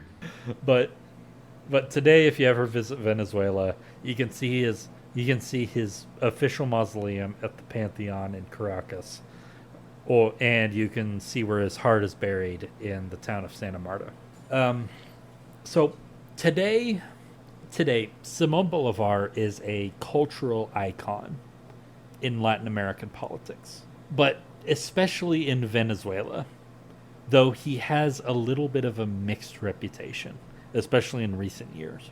To historians, he is a complicated figure, both respected for his undying commitment to independence from colonial rule, and also criticized for his authoritarianism and probably megalomania. Yeah. In Venezuelan politics, a cult of personality grew up around him, especially on the political right. Conservatives used his legacy to promote presidential centralism, whereas liberals criticize his centralized political model as being in opposition to a freer federal system. Though, in the last 50 years or so, Bolivar has also become a prominent symbol for radical left-wing activism, interestingly. In the 1970s through the early 1990s, a coalition of socialists and communists called the Simón Bolivar Guerrilla Coordinating Board organized attacks and protests on the Venezuelan government. And that in 1998, when left-wing President Hugo Chavez was elected, he changed the name of the country to the Bolivarian Republic of Venezuela. And the administration of Chavez's successor, Nicolas Maduro, is still to this day heavily utilizes Bolivar's name and image in political works and national celebrations. And so Simón Bolivar has not just become a figure of the far right in Venezuelan politics, but also the far left, which is a really interesting situation that you don't often see in a lot of countries.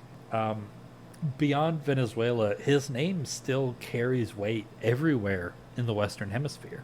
In the United States, he is remembered by the nickname of George Washington of South America. And there are 11 towns in the U.S. named in his honor, 2 of which are in Indiana for some reason. That's weird. And all over Latin America, he's generally remembered fondly as the father of the independence movement from Spain. Nice. And hundreds of statues of him can be found from San Francisco to Buenos Aires. But he's everywhere. Everybody knows about him. He is a cultural icon. And I think that's the most interesting thing about him is people's memory of him. He doesn't fit nicely into any political mold.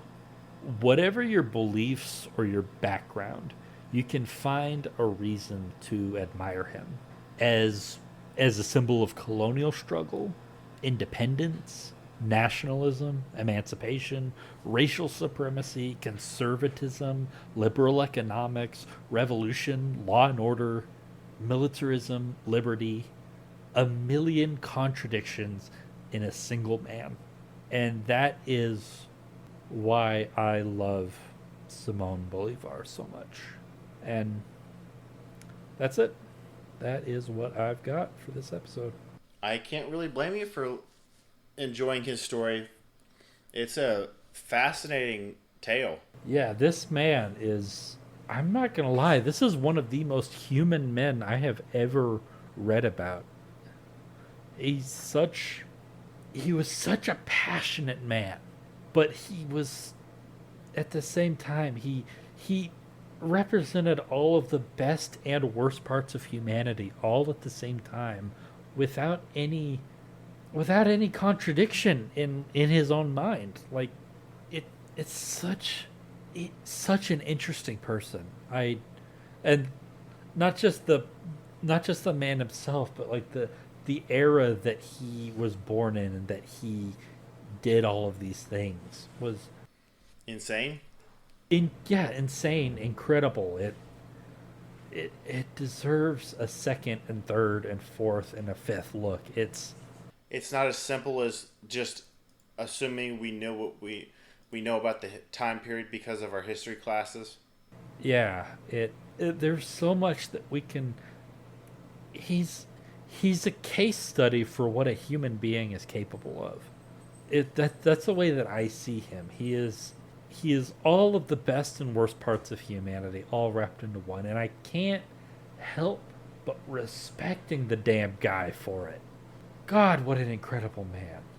I don't know. What are your thoughts on this? Honestly, he's way more complex than I originally thought based on the history lessons I was getting given. Like, but beyond that, he's a more nuanced person. Don't really have anything else to say, to be perfectly honest. Because it's just that we didn't get the full story in history class, and there's absolutely nothing we can do to change that. Like, it's back to the story of our history classes didn't give us the full lesson, and while I understand why, I still think it did a disservice to us. Yeah. Well, real quick, the sources I used, the main source I used was a book called Bolivar, American Liberator by Maria Rana. And also, what helped me like really frame all of this was the series on the Latin American revolutions in the Revolutions podcast by Mike Duncan. Absolutely fucking incredible podcast for anybody that hasn't. If for some reason you're listening to this and you haven't heard of that podcast yet, go check it out. It's so fucking incredible. Um, Tim, you wanna do our last stuff real quick? Well, first, where can they find you, Derek? They can find me at Visigoth. The first I is a 1, the O is a 0. Tim, what are our pod source? Well, they can find me at Tim, aka Otis. They can find us on Facebook and Instagram at the Alexander Society Pod, and on Twitter at Alex Society Pod. And if they've enjoyed what they've listened to today, please give us a rate and a review on their streaming platform of choice. And we hope you have a great day and listen to us next time. Bye.